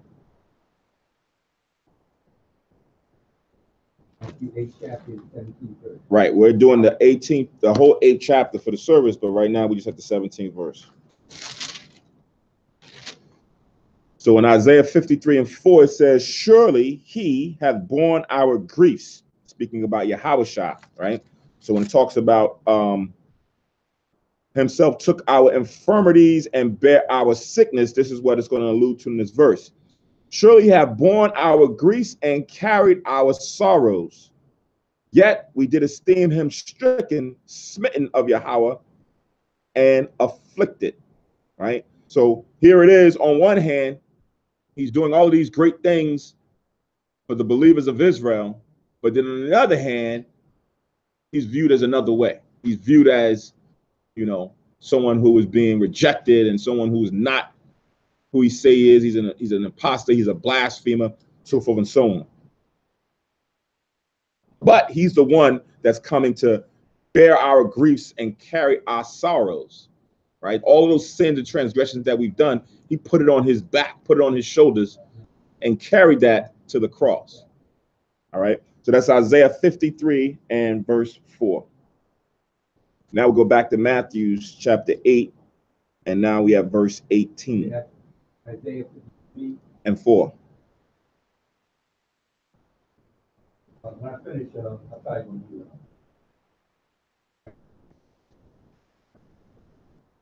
So now verse 18, it says, now when Yahweh saw great multitudes about him, he gave commandment to depart unto the other side, right? So he's over here and he has a lot of multitude, a lot of people. Now he's about to go to another area in order to continue the ministry and healing. It says, and a certain scribe came unto him, certain scribe came and said unto him, Master, I will follow thee whithersoever thou goest. And Yahushua saith unto him, the foxes have holes, and the birds of the air have nests, but the Son of Man have not where to lay his head, right? Alluding to that, as we just read, from sun up to sundown, Yahushua was ministering and healing and teaching, right? So don't think that when you follow me, you're going to get a lot of rest or you're going to have a lot of spare time. If you following me, if you coming on this train, you jumping on this bandwagon here, be ready to put your hand to do the work, right? You ain't just going to be lax and like, you know, how the others do. There's a lot of time, energy spent in keeping this going, right? A lot of studying, a lot of ministering, right? All of these things is what we see examples of what Yahushua is doing. So get yourself ready, right? A lot of trials, a tribulation, a lot of rejections, right? There's a whole facet and perspective to wearing these shoes when you come and you follow Yahushua that most people don't realize. That's why when you see what Yahushua went through and you look at what others who think that they're following Yahushua, there's no parallel, right? It's different, right? They're accepted, blessed, and benefited by the world as well as opposed to those who actually follow the shoes of Yahushua, bear the same fate and burden that Yahushua went through. That's how you know that you're the follower of Yahushua, right? You get it from your family members, right? Yahushua got it from his family and friends and those who are around him. So much so when they said, your mother's over there. Who is my mother? Wasn't that he was rejecting his mother, but he had to make a distinction between those who are following him or following the will of the Most High and those who are not. Now, it's not to say that Yahushua's mother didn't, because remember in the end, when Yahushua was on the cross, his mother was there at the cross and he committed her into his disciples' hands, right? He said, listen, now take care of your mother, right? She became now his mother, meaning you care for the same way as if it was your direct mother, but now I'm leaving, right? So, but again, the summary of it all is that Yahushua is not one who had a lot of time to rest. Yahweh. Yeah, I just want to read Matthew 26 and 40. Matthew 26, verse 40.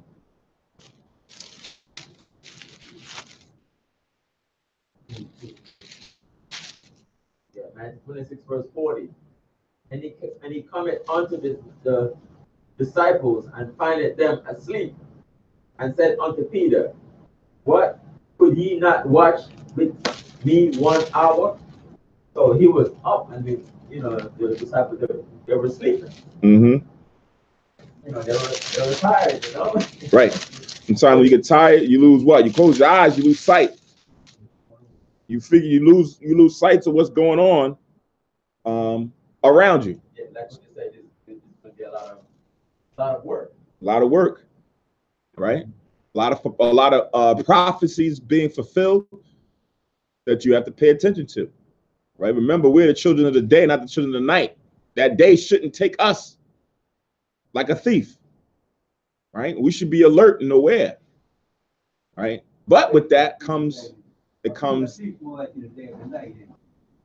right. But with that comes time, energy, scheduling, right? Ministering, all these different components that you see Yahushua fit. That's what we now also have to do.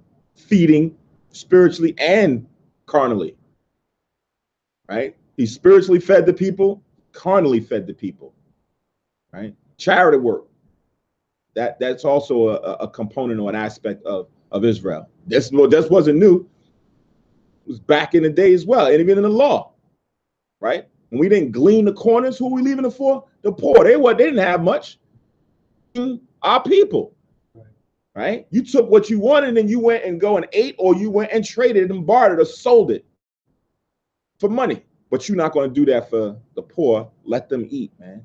Don't take all of it. Give them something. So that aspect was fulfilled even more on a higher level when Yahushua came in his teaching. So now let's go back to Matthew 8. And multitude followed him. Yeah. Yeah, so it's like, wow, you know. Yeah, we'll get to that later on in the gospel, as far as for, you know, when he spoke, when he preached, and then those he had to feed. And another of his disciples said unto him, Lord, suffer me to go and bury my father. But Yahushua said unto him, follow me and let the dead bury the dead, or bury their dead, right? Let the dead bury their dead. What does that mean? Let the dead bury their dead. That's my father, you know. Let people who do bad and stuff like that, yeah, let them take care of that, right? Mm-hmm. Let the dead, who is the dead? Dead in spirit. Or Ephesians 2:1.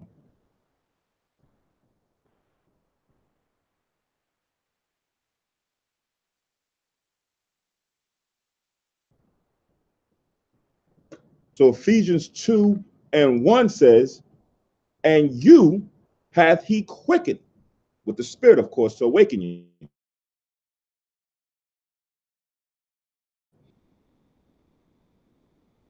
That's, you are not following your sins. Verse 2, where in time past you walked according to the course of this world. So they're not physically dead, they're spiritually dead. Why? Because of their sins. Prince of power of the air now worketh in the children of disobedience, among whom also we all had our conversation in time past in the lust of our flesh, fulfilling the desires of the flesh and of the mind, and were by the nature, or by nature, the children of wrath, even as others.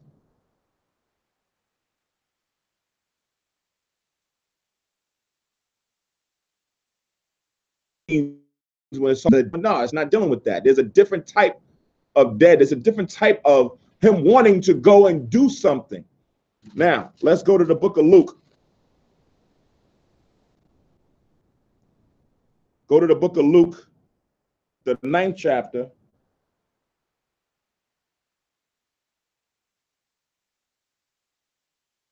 And the 59th verse.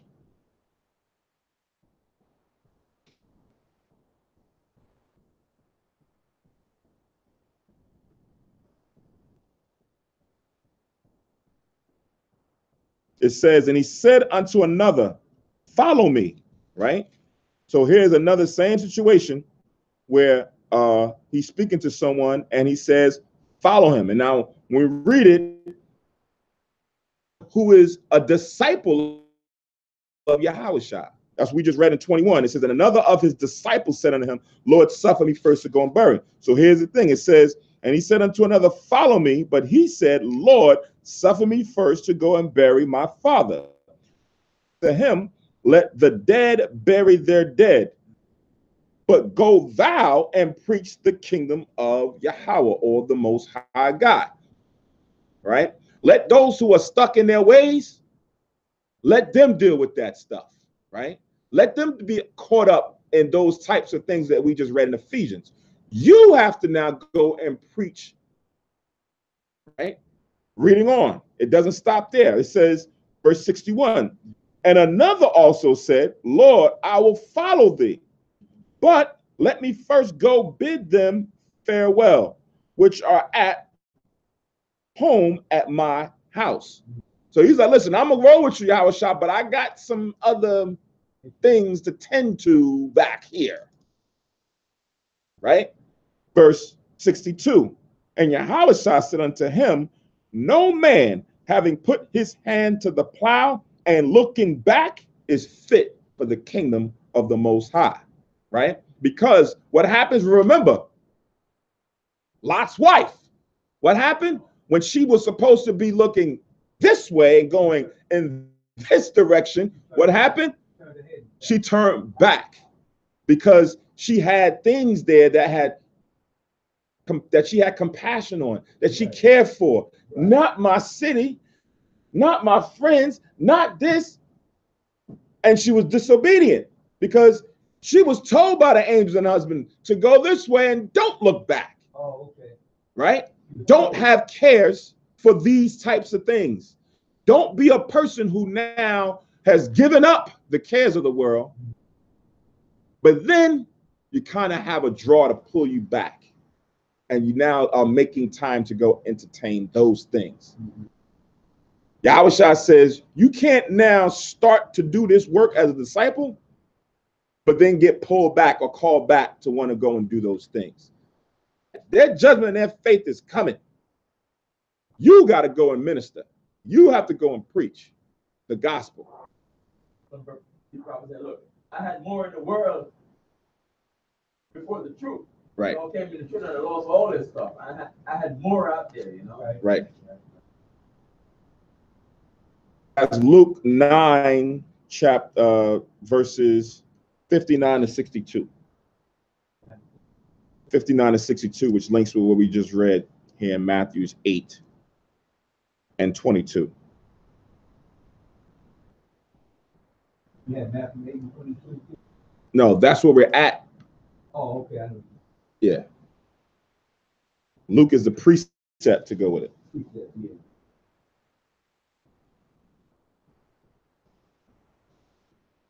That was Luke 9, 59. Yeah. So yeah, now we're back in Matthew's 8, and we have verse 23 now. It says, and when he was entered into a ship, his disciples followed him. And behold, there arose a great tempest in the sea, insomuch that the ship was covered with waves, but he was asleep. As he said, hey, we got to go to the other side, right? He had a couple people say, listen, I'll follow you. And Yahushua let him know, and he said, listen, I need to go back and do this. So he had that conversation with them, decision about what they're getting themselves into. Now they're on the ship going to the other side. And as they're in the ship, it's a lot of waves. It's rocky on the ship, right? But who's there with them? Yahushua, right? Yahushua's there in the ship. What happens normally, if you out at sea and there's a storm and the ship is rocking and there's waves crashing on the ship and everything else, what usually sets in? Fear that you're going to capsize and die in the sea. Well, we just witnessed Yahushua healing and doing all these things for these people. Yahushua is fast asleep, right? So now one was saying, man, how is he sleeping through all this? How is he sleeping? I couldn't sleep. No way, right? It says, and his disciples came to him and awoke him, saying, Lord, save us. I mean, we about to die out here. Right. Help us, Yahushua, help us, do something, right? Verse 26, and he said unto them, why are ye fearful, O ye of little faith? Meaning, you have the bridegroom with you. You've seen all he can do. Why are you so fearful? Right? Not a little bit, but they were, listen, we about to die.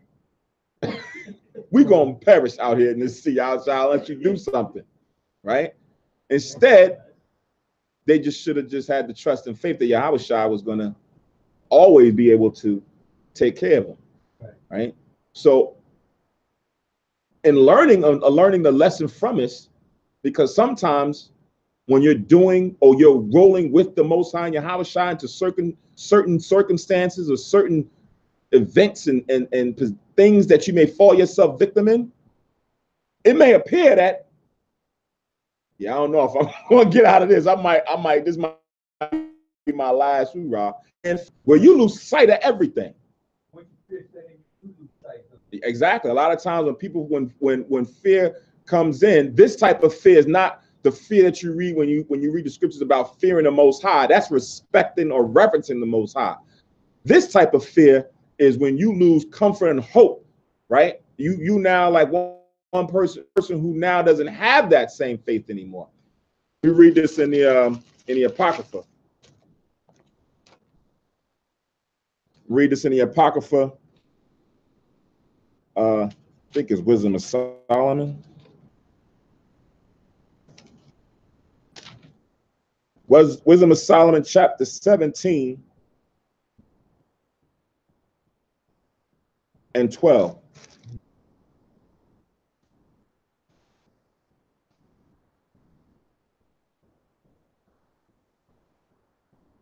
Wisdom of Solomon, chapter 17, verse 12, which says, "For fear is nothing else but a betraying of the succors which reason offereth." Right? I'm gonna read it again. Fear is nothing else but a betraying of the succor, or the comfort that you have, right? Or the faith that you have in something that if I continue to do this, I'm gonna be all right. Betrayed, it is not there anymore. You don't have that comfort anymore. It has now left you. It says, which reason offered. So it's there, but it's a spirit that's on you that's keeping you away from that comfort.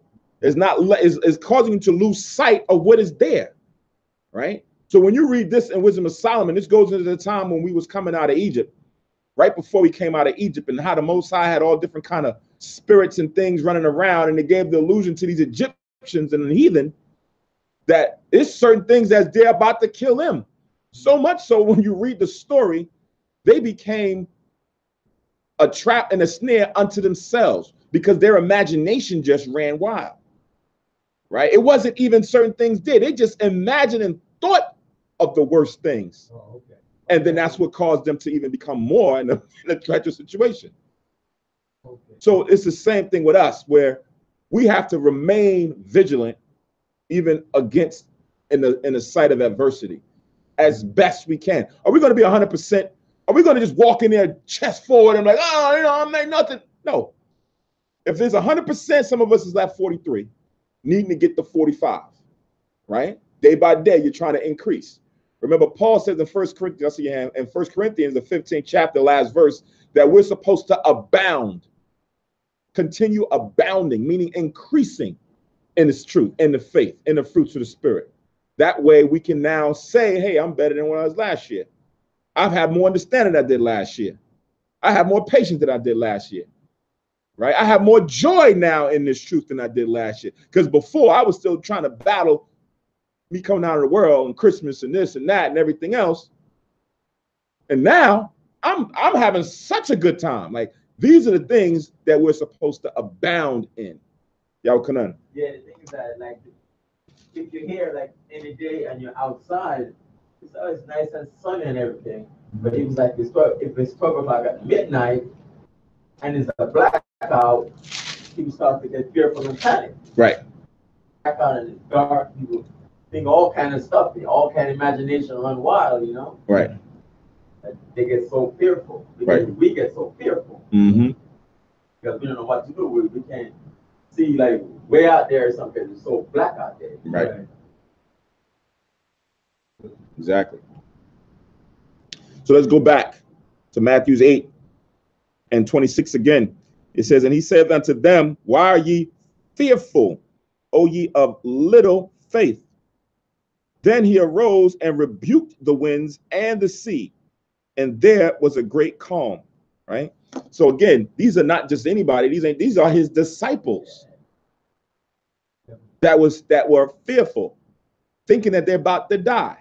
Right? So as what we look at and see as the disciples who roll with Yahushua, they had to have a maturation of or in the spirit.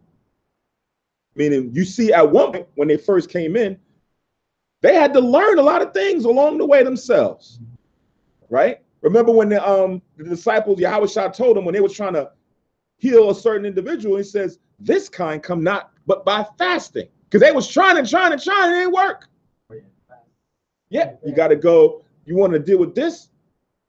This is what you got to do. That was a lesson for them, right? Same thing for us. When we come into this truth, some of us come with hang-ups, issues, stigmas and all kind of things that you got to start to shake that stuff off. Some of us don't know how to handle certain situations, but through experience, watching other who came before you, reading about others who came before you, you say, "Oh, that didn't work. This is what works. Let me try this," right? So now we see them having little faith and then their faith having to increase. Forgiving a brother or a sister 70 times 7. What did they say? How shall I increase my faith? Right? So these are things that we see even with those who are in this church, in this congregation, have to look towards building up. So again, it says, then he arose and rebuked the winds and the sea, and there was a great calm. So it went from tempestuous to just calm, right? So again, this is the first time the disciples, they've seen Yahushua do miracles, but as the days and hours go on, you're seeing them do different things. Right. You're seeing them turn water to wine, right? You're seeing them help someone out of the palsy. Someone who even wasn't there, he was here when he got back, and the word and the message went abroad. You're seeing all these things, and all of a sudden now you on the sea, and it's rocking and rolling. All of a sudden, Yahushua just say, "Hey, be calm," and the sea is listening and obeying Yahushua, right? You're like, wait a minute. I didn't know man had power and control over things like this. Right. Whoa.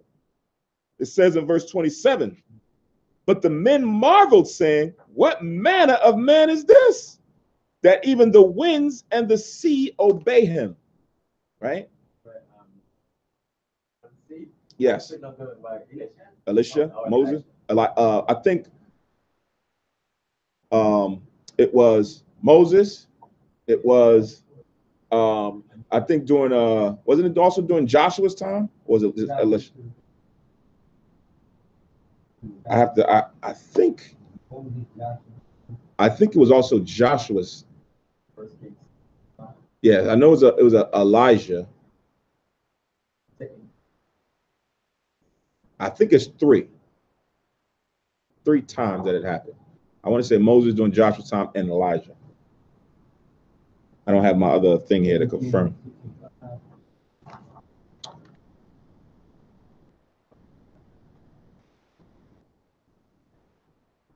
Right. So as you find that, I think it's all three. So if you can get all three, just since I referenced it. And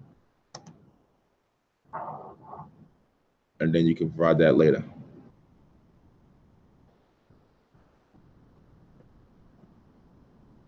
As Moses, Joshua, and Elijah. So now Matthew's 8:28. It says, when he was come to the other side into the country of the Gergesenes, there met him two possessed with devils, coming out of the tombs, exceeding fierce, so that no man might pass by that way. So now he's going into a certain realm, and he encounters two men who got devils on them, or demons on them, right? And they're just not regular demons. These demons within these men are so exceedingly fierce and so strong and so terrible that nobody want to go near them, Nobody want to go over there because of what encounters they have seen in the past, so they leave them be. Right? It says, and behold, they cried out, saying, what have we to do with thee, Yahushua, thou Son of God? Art thou come hither to torment us before the time? That kind of just even clears up what we read earlier when it says, at his word, he cast out devils, right? So now here it is. He's encountering two of the most demonic men with spirits on them, right? And then as he approaches them, these who were a torment and a terror to everyone else, and they left them alone as Yahushua is approaching. What do they say? What have we to do with thee, thou Son of God? Art thou come hither to torment us before the time? Because like we read in Revelations, it said the devil knoweth that he have a short time. Time is evident. It's supposed to happen. But here it is. They thought that Yahushua was coming to torment them at that time when he came first to do his ministry, which shows you that not only do the demons know Yahushua and his position and authority, but they also know how long they can do what they're doing. Pay attention to what they're saying. Are you coming to torment me? How's Yahushua going to torment the devil? How is it that they are afraid of Yahushua? Right? Most people don't pick up on the subtle conversations. And then they know how long they can torment others before the time. But again, it's like we just read when we're in Colossians, Yahushua created all of them. The dominion is given to Yahushua by the Most High, right? Yahushua understands the Most High's order of things. It has been given to Satan to rule. That was the tempting of Yahushua in the wilderness by Satan. It was given me, he can now give it to someone else. But it's for a period of time, right? Satan could not now go and destroy or do anything to Yahushua that the Most High didn't put in place. And Yahushua and Satan knows who's really ruling, right? Remember, he was in 40 days and 40 nights with Satan. Exactly. Ooh. Fasting, not eating. Yeah. And then afterwards, then he went to be tempted by Satan. Face to face. I mean, how weak he was. Yeah, exactly. No, he was strong. Oh, no, he alluded to when you fast sometimes and you come. Oh, okay. You come off your fast. That's like we use sometimes we say when you in the spirit, like you're actually going out there ministering and teaching and time goes by. It could be in your mind, you're thinking it's been 30 minutes, but it's been like 3 hours, okay. Right? But then once you come down from that, you're not teaching anymore. Camp is broken up. And now you realize you ain't ate since 9:30. Now you're sitting there, you're riding back, you're like, man, I'm tired and I'm hungry. That's when Satan try to come at you the best, because you at a point where you could probably, at your weakest, you could probably just give up and do anything. A la Esau. What? He came from the field. Feed me, I pray thee, with this same red pottage. I'm ready to faint. I'm ready to die. It's not what the Most High wanted him to do, but he was at a point where he thought that being dramatic, I'm going to go and eat this when you're not supposed to do it. So even with us, when we think that we're at our weakest, that's what Satan is going to come and try you. You got to use Yahushua as an example to say, nah, I'm going to always try to stay on point, stay in the spirit, so that I don't fall victim to just doing any old thing. Right? So look at Joseph. What happened? Pharaoh's wife came to seduce him, right? And he had to flee from the sin. And even what judgment he fell victim to, that was that. But he did not fall victim to the sin, right? That's where we have to try to make sure we stay on point. Never getting that weak that we choose the wrong. So now back in Matthew 8:29 again, and behold, they cried out, saying, what have we to do with thee, thou Jesus, thou Son of God, art thou come hither to torment us before the time? And there was a good way off from them, and herd of many swine feeding. But the devils besought him, saying, if thou cast us out, suffer us to go away into the herd of swine. Now, hold this. Let me go to the one in Mark real quick. Fine.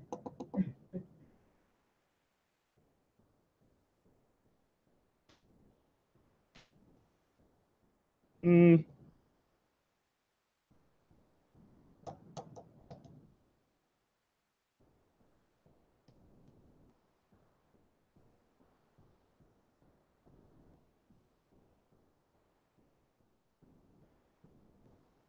don't want to read all. So now this is the same or similar situation in Mark. It goes from 1 all the way down to 19.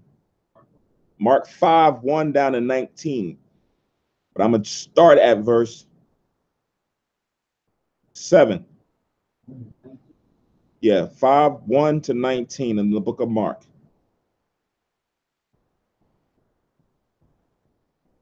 Right?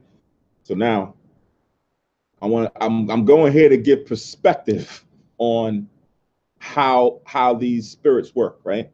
So in Mark 5 and 7, it says, and cried with a loud voice and said, what have I to do with thee, Yahushua, thou Son of the Most High God? I adjure thee by God that thou torment me not. Right? For he said unto him, come out of the man, thou unclean spirit. Right? So here is a conversation that Yahushua is having with the evil spirit that's on this man. Yahushua is speaking to him, but he's not speaking to him. He's speaking to the spirit. Come out of him, right? That's inside that man. Verse 9. And he asked him, what is thy name? So he's speaking to the spirit. Yahushua, if you was there, you probably be bugged out of your mind, like, what is going on here? But sometimes you see this on videos. I know Paquai usually show us videos from online where you have people who are quote unquote like exorcists, where it's like a baby or a person that's dead that got spirits on them, and they've constrained them or bound them, and they talk in a communion with them. But when you read in this chapter, it says no man can bind this guy. He was too strong. You couldn't hold him down, no fetters. They tried to lock him up, but he broke out of them. Right? He was like a superhero. Right? He broke out of them. But Yahushua is now having a somewhat rational conversation with this evil spirit. Again, it says, for he said unto him, come out of the man, thou unclean spirit. And he asked him, what is thy name? And he answered, saying, my name is Legion, for we are many. Right? It's just not a couple. It's not just 3 or 4. It's many of us. Verse 10, and he besought him much that he would not send them away out of the country. So now he's pleading with Yahushua, right? Now there was there nigh unto the mountains a great herd of swine feeding, and all the devils, these spirits that was in this man, besought him, saying, send us into the swine that we may enter into them. Right? These unclean spirits wanted to go into this unclean flesh that we're not supposed to eat, right? Now, here's where I wanted to get to. Verse 13. And forthwith Yahushua gave them leave, and the unclean spirits went out and entered into the swine. And the herd ran violently down a steep place into the sea. There were about 2,000 and were choked in the sea. So at least 2,000 that ran down.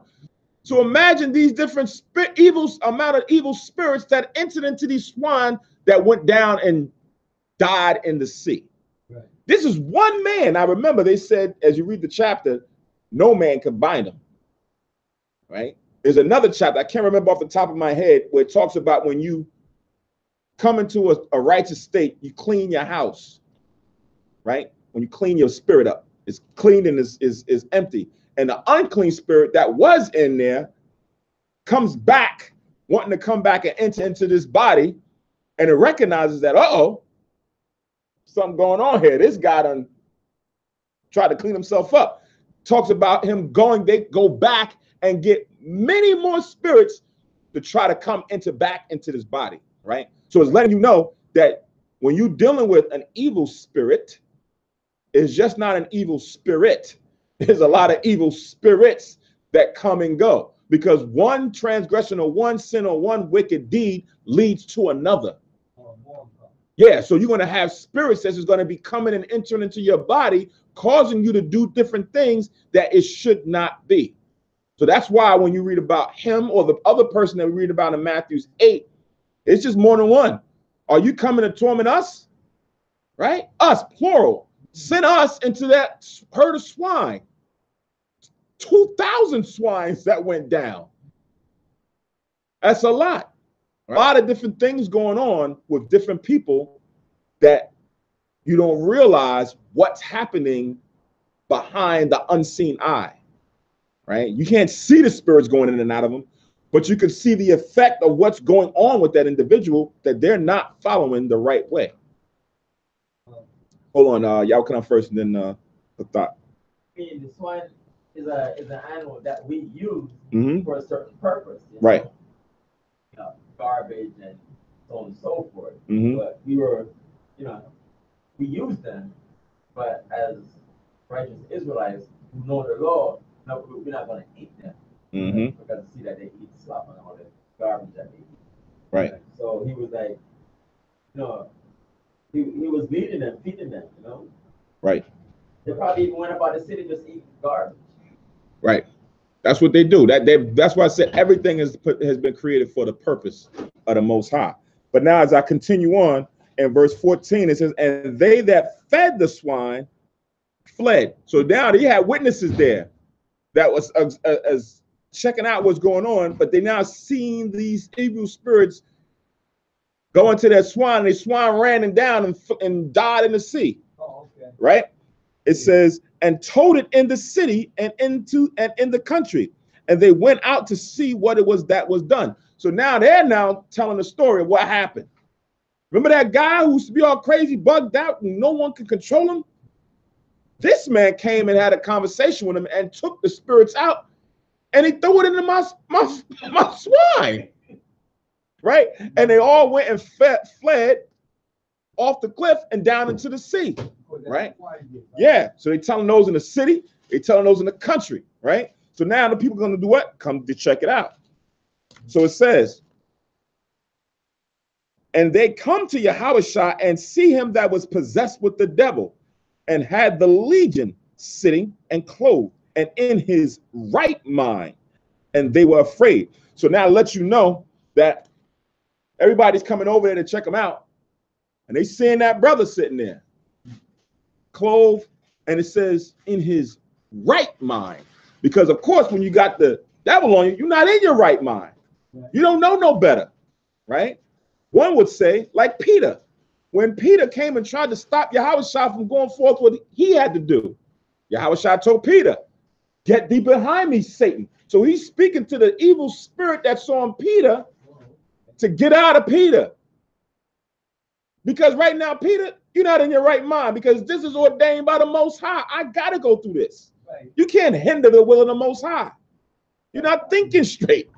Why? Because the devil, Satan, has caused you to think outside of what is supposed to be the right thing. So now when you remove that spirit off of you, now you're clear-headed. Now you're in your right space, the righteous mind that you're supposed to be in. So now he's just able to just sit there and have a normal conversation. And people are like, yo, this can't, I've never seen this guy like this before. Why is he sitting there like that? It says, and they were afraid, right? So then they wasn't happy. they were afraid of what they saw, right? It says, and they that saw it told him how it befell to him that was possessed with the devil, and also concerning the swine. And they began to pray him to depart out of their coast. So they were so afraid. It was like, they asked him, what happened? How did this happen? Of course, he told, listen, this man came and did this for me, da, da, da. And it was like, listen, you got to go. You can't stay here. You got to leave, right? And then they had to depart and leave in the ship.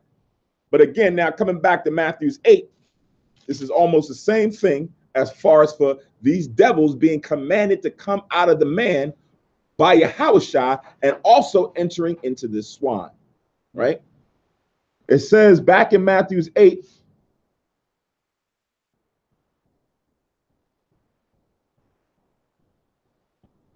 no, that's cool. I'm good. Matthew 8 and 31. So it's the same thing. Read it here. It says, so the devils besought him, saying, if thou cast us out, suffer us to go away into the herd of swine. And he said unto them, right? Remember, he's talking to one person, but it's a whole bunch of spirits on him. So he's saying unto them, all of them, go. And when they were come out, they went into the herd of swine, and behold, the whole herd of swine ran violently down into a steep place, into the sea, and perished in the waters. Right. Verse 33, and they kept them, and they that kept them fled, those who are feeders of the swine, like we just read, and went their ways into the city and told everything and what was befallen to the possessed of the devils, talking about that man. 34, and behold, the whole city came out to meet him, and when they saw him, they besought him that he would depart out of their coast. Why? Because he was afraid of them, right? So on the other chapter, it was one person, but over here it was two, right? That's the thing that you get with the Gospels. Sometimes one sees one vantage point and one thing that another doesn't get the whole complete picture. That's the beauty of the Gospels, to put everything together, right? Like I said, there's a movie called Vantage Point that I seen years ago, and it highlighted just this fact of you being where you are from your vantage point, from your peripherals, from what information you know of, you tell the story the way you tell it. But then someone's on the other side over there, they're looking at the same thing, but they have more information than what you have. Or they're seeing another person on the other side, but you're being blocked. You can't see the other person. I can. So when I'm telling the story, I'm going to tell both of them or about both, whereas this person is going to tell about one. Now, what people look at is to say, oh, that's a contradiction of scripture because it says two here and one there. No, you got to realize these are two different individuals, or three or four different individuals, or 7 or 8 different people who may be commenting on the same thing, but have a different view, different information, hear something different, stay there longer, whatsoever the case may be, right? That's how you have to view it. When you come in looking for the contradiction, Satan will play on that and give you something to be a thorn in your side, right? He'll give you that what you're looking for. You know how carnally in the world, where they say, when women say they go through their husband's or their boyfriend's cell phone, and they have their friends, well, if you're looking for something, guess what? You're going to find it, right? Because your mind is trained to find something. You want to find that thing that's going to catch him out there. So you're going to look for everything. You're going to look at stuff that even, let me see. Oh, I see this message. What is he talking about? What are you talking about? They're going over. Oh, your mind is now geared you to call something that ain't even real a problem. That's why Yahushua said that you got to come like a babe in this. You got to come like a young infant and just can't take all that stuff, your pride, put all that, come open-minded so that you can receive it the best way, right? So that ends Matthew's, the 8th chapter. It's about 12:50. We're going to take a pause here for about half an hour, come back at about 20 past 1. Get a quick bite to eat. Lawfully, no cooking, of course. And we'll reconvene with Matthew's, the 9th chapter in the Hebrew and also in English. So these are all witnesses, eyewitnesses. Yep. What's wrong with reckoning the gospel? So beautiful of the gospel. Yeah. As opposed to other people who write a book and they're the only one who did it. Yeah. They're the only one who seen it and roll all this stuff. Kind. You're the only person.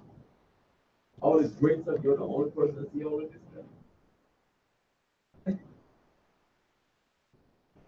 All right, so we'll reconvene at about 1:20.